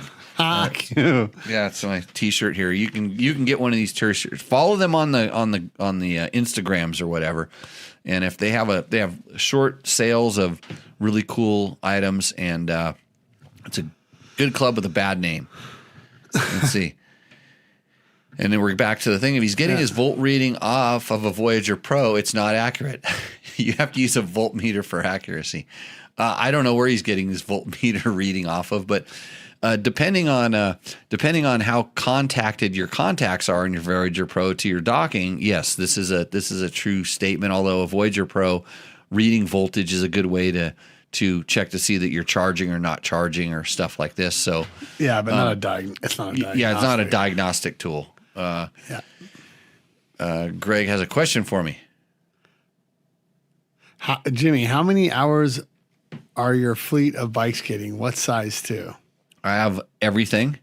I have 70 motorcycles. Is that up to 70, huh? I have a lot. I have everything from 125s to what's my biggest? There's XR100s out there, buddy. 10.9. Okay, XR100. I have an XR50. I gave my muffler to the kid across the street because he was being a loud ass. Oh, did you? So I took my muffler off and gave it. I have a lot of bikes. They range in from getting ridden twice a year to some things that are ridden once a week. I have everything.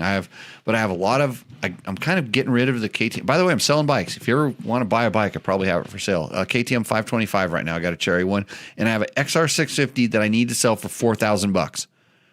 It's already sold to a guy that doesn't want anymore, and he wants his money back. And I built a steel building, and his money is in that steel building.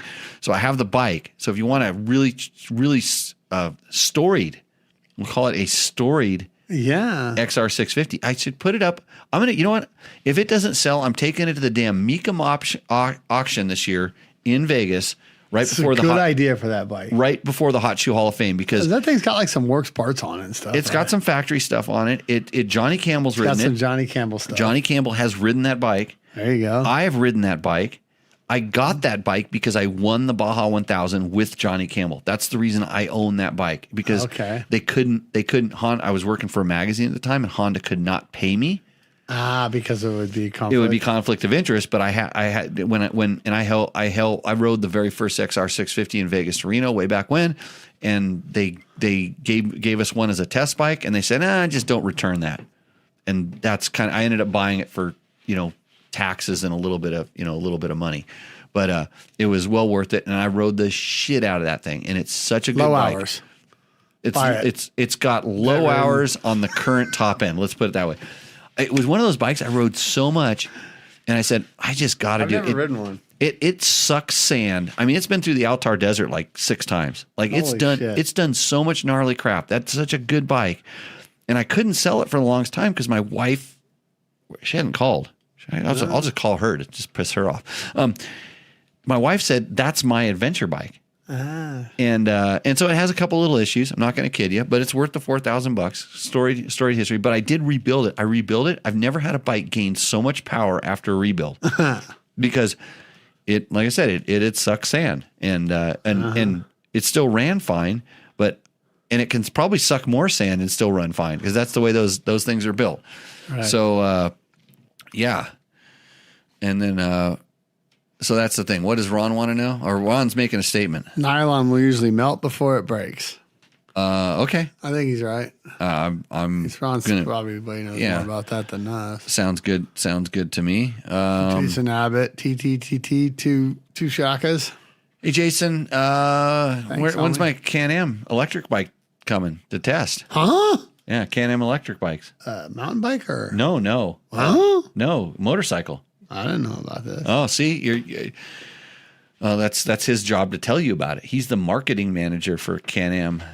He's the So I'm pretty sure we had, Anthony that comes and helps us at the schools. Yeah. He's going to be my electric bike guy at Dirt Bike Test. Oh, okay. So I put him on that because I don't have time to do anything, barely even this show.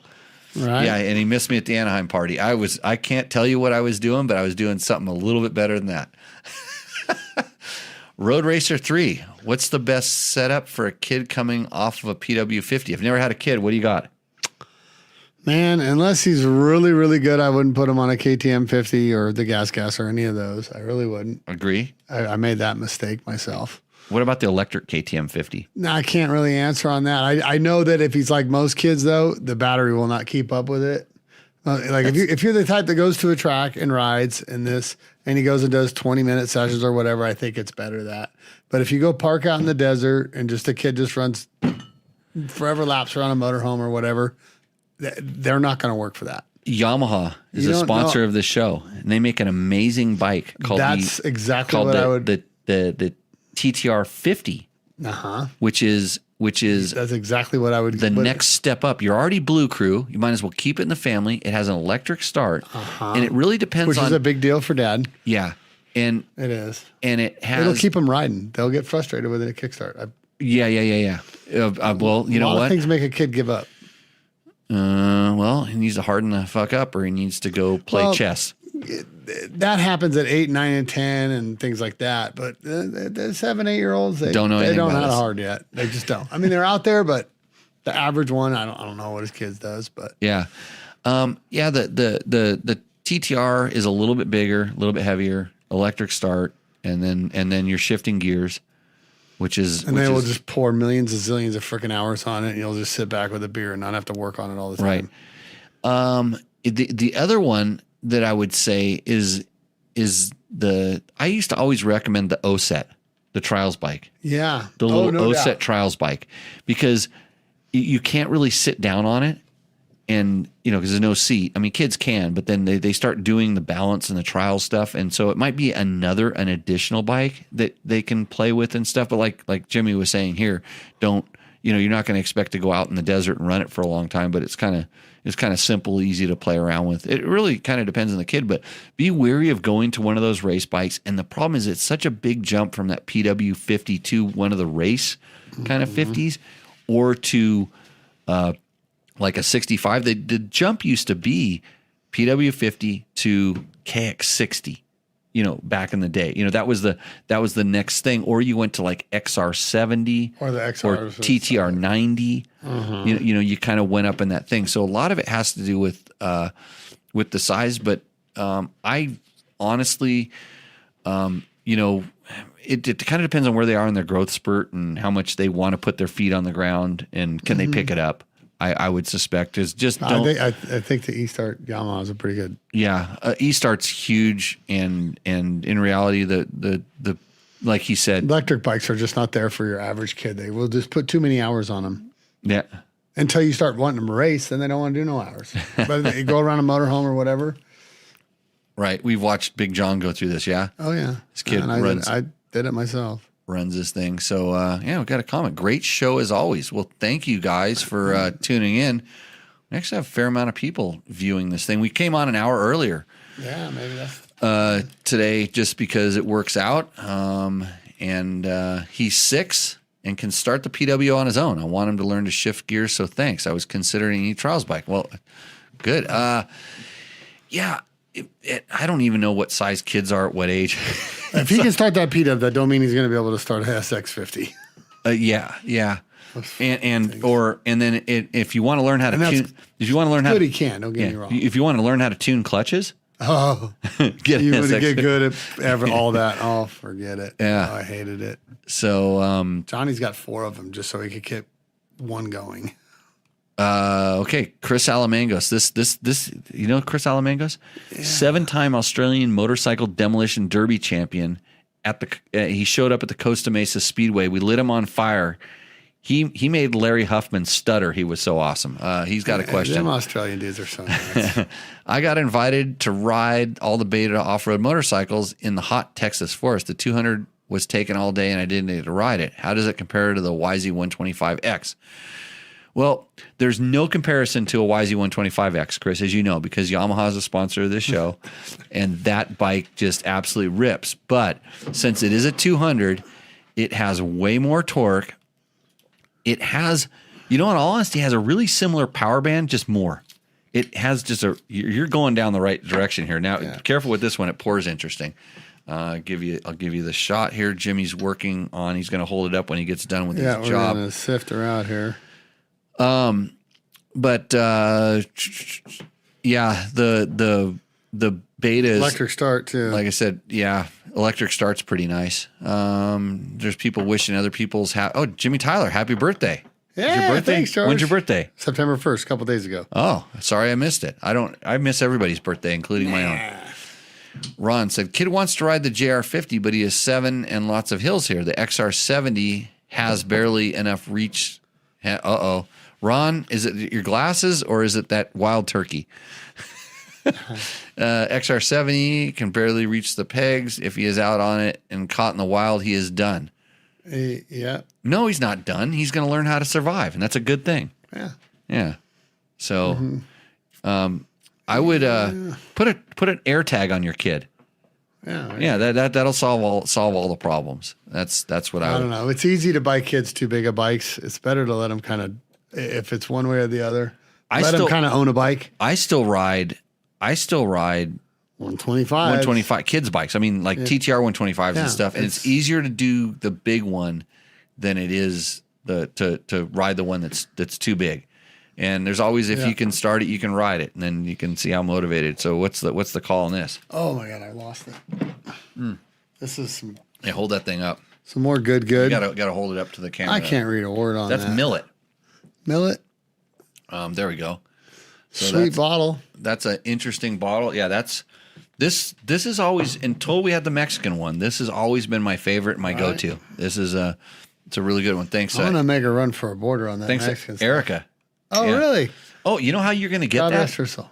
You're gonna sign up for the Nora Mexican 1000. Yeah. Yeah, and when we get Now when we get to the finish in Cabo San Lucas, I can take you to the place where I can get that. Oh. And if you bring, your support crew will have to bring a bottle back, and then your support crew's friend will have to bring a bottle back. I'll bring some. And then we'll put a couple in the gear bag, and then hopefully somebody else will take that back. And that's it. I'm in for sure on that race then. So sounds awesome. Okay, I'm just gonna have to voice text from now on because I can't see these little tiny buttons. Well, you should try running this show, Ron. In fact, looking for a producer that can show up here on random Tuesday nights and help us out with a tech talk. We're gonna do a quick thing through our comments here on the YouTube videos. Like I said, you can always comment on this video wherever you see it, and we do try to get you back. There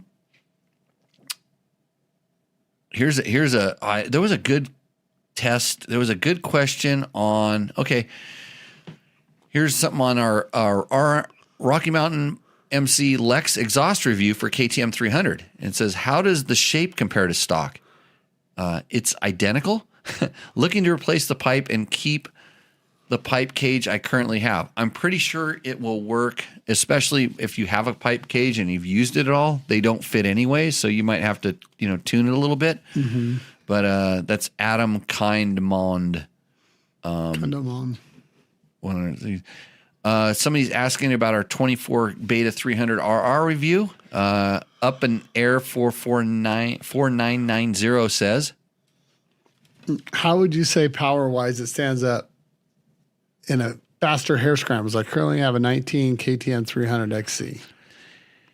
The Beta always felt like it had way more power than the KTMs. I mean, this is across the board, and in 24, it definitely still does. If you had a 2019 KTM and you rode a 24, you would say the 24 felt slow. I agree. So the Beta will feel faster. And power wise, if you're short on power on a 300, you just need to turn the throttle farther or let it rev more. So it's really not the bike, and that's even the KTM. Even the KTMs that feel slow are not slow. They just have a characteristic that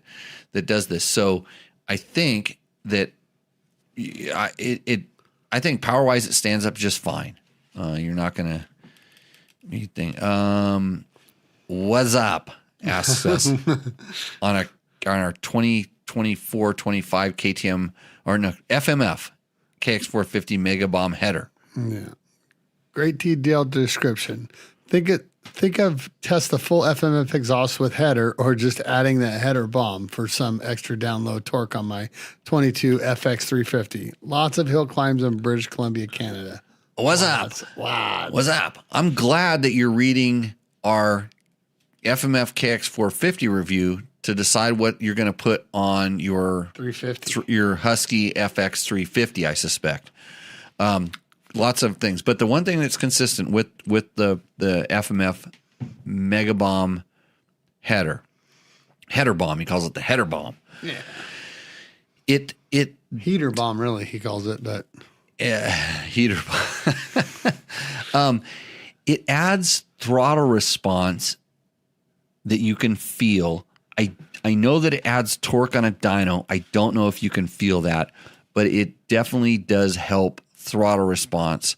And if you're have a 350 and you're wanting just to get these little advantages, that is one little advantage, and it will help since you have lots of hill climbs, wads. What happened to remember our guy? What was our guy in our other guy in Canada? I'm trying to remember. He was Zonk or Gronk. Yeah. 2-wheel Explorer. Talking about a Tenere 700 vlog. Suspension settings.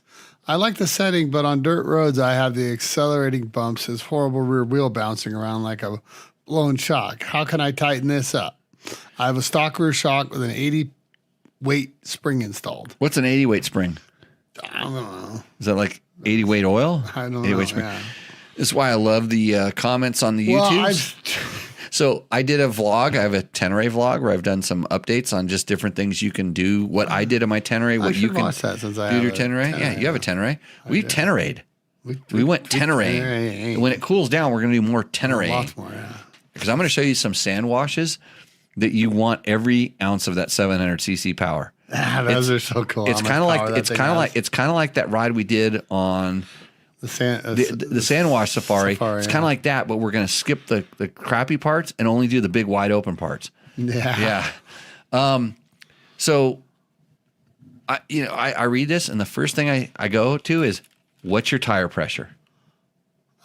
See, he's asking about something, and I know, and I don't know how I know this. I just know he's running 35 PSI in his tires, not 27 or 24, which is kind of, I'm generally 27 for safety all the way around on adventure bikes, but I do go to 24 if I want to do this. And so what he's talking about. Never go mooses on them?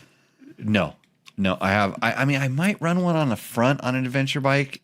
You know, if it was a brand new one in the front and it was big enough for the front tire, I might, but usually not. Like I said, I've had good success with tools. What is Mr. Grand Wazoo tell Drink us? a beer, you fools. Right. He's talking to minors. No, just kidding. He's talking about Trevor. I got to see who Mr. Grand Wazoo is. What are his videos? He's into some weird stuff, bro. His doggy got caught cheating on buckwheat, and he's got some dolls. Little dolls, bro. Oh, boy. Not good. Close that. Well, what's he doing watching my channel? Let's see. Okay. Palm M7732 says, what kind of KTM bikes are y'all talking about? we talk about them all. I don't know, yeah. We talk about them all, Palm. I'm going to look at his channel. Paul M. He's a vintage. A vintage dirt bike on there with the numbers on it. Yeah, has no videos on his channel. Here we go. Specialized Big Hit FSR. Holy craps. I have such PTSD from head shakes incidents that I could never let go at 91 miles an hour. The beta must be pretty stable. I think he's referring to, I think I did a full speed run on the dry lake bed, and I did it one-handed holding the GoPro I think I had a Voyager on it at the time, but yeah. So let me tell you, there is a pucker factor that you go well past on me then. Well, in reality, and he has guitars. Oh, and he's mountain playing bikes. guitars and mountain bikes and It looks like he does some cool urban mountain bike cross. stuff. Yeah. I wonder if he knows Davide 504. Yeah, that guy's can play some bass. So the head shake is these days. In the old days, bikes had a head shake. Yeah. These days, very few bikes have, we'll call it chassis stock. If they're stock, they have very few have chassis induced head shake. If you modify them or do weird things, God only knows. But therefore, they don't do that. But when I see people get head shake, they are the cause of the problem. They're the pendulum on the motorcycle that starts doing it. And if they would just loosen up, it would go away. But they fight it, and they cause a lot of the head shake. What did the factories do to eliminate it? Well, they've figured out how chassis work, and they've got the correct fork, rake, and trail, all the stuff. So I have no problem letting go of handlebars. In fact, when I feel a bike start doing some head shake, my new natural reaction, this wasn't back in 1991 riding a Honda CR500 across the desert. That was not the reaction. You puckered and hope, bit it, huh? and hopefully you had more throttle to turn to get that front wheel off the ground so you could straighten it back out. But nowadays, if I just loosen up, it goes away. So when on a dry lake bed, I'm not worried about it. There's nothing to hit. There's nothing to cause that sort of thing. So I run a riding school. Hopefully I'll be running a riding school in the near future, and you can come and take a class. I can teach you all of these things. 22 Goats 87 says what? Oh, did you read that word? no. It said legends. Huh. Legends. And he's doing a lot of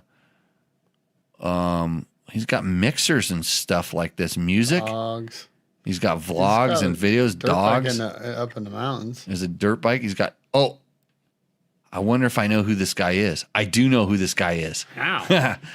This is the guy that shot my Tour of Idaho video. No way. Yeah, I'm pretty sure it's Wilbur. It's Wilbur. More about this channel. He doesn't have anything more about his channel. I got to check out his channel. He's doing some stuff. Okay. Great show. Awesome guest. Thanks, DBT. Thank you. I got to say, our pleasure. Yeah, reply. Give him a thumbs up. Yeah, reply. What guest is he talking about? I don't know. Chuck's son. Me. Oh, Chuck? Chuck's son. Chuck's been in here twice now. Yeah. He's like a puppy. Take him home and you feed him. He's not living over in a... Not yet. He went back. will He be. went back to Pacific Northwest. Lucky I didn't pull this stuff out. I'd have to be careful. You would never get rid of him. Mm-hmm. You can't feed Chuck too much. He'll go thick. So I think that we've responded to pretty much every video that I can. I've seen those other ones before. So thank you, everybody. I should probably tell you that if you want to comment on my video and you're going to comment with names like Young, Helen Moore, Paul Harris, Brian, I'm not going to respond to you. And other than that, let's see what the chat does one more time. Thanks, everybody, for joining in. Yeah, appreciate it, guys. Let's see. Jimmy still uses milk jugs for something. Anthony's there. How do you carry extra gas on the dirt bikes, like an extra gallon with a stock tank? Anthony, I carry a gas bag, a specifically made gas bag. A Giant Loop is the company that makes it. I used to forget that name all the time too, but they got a new marketing armadillo bag or something like that. Is that right?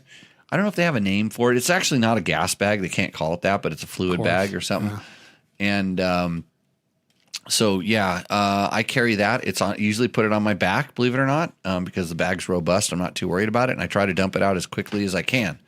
So that's never good. Anything on the handlebars, right? No, I don't like things on the bars. No. Balance the wheels will help. Balancing wheels on dirt bikes, I'm kind of torn on that. I mean, I've felt it before where they help, but they seem like they go out of balance just as quickly. So energy's better spent somewhere else. Yep. Yeah, exactly. There's the better tires in the bike.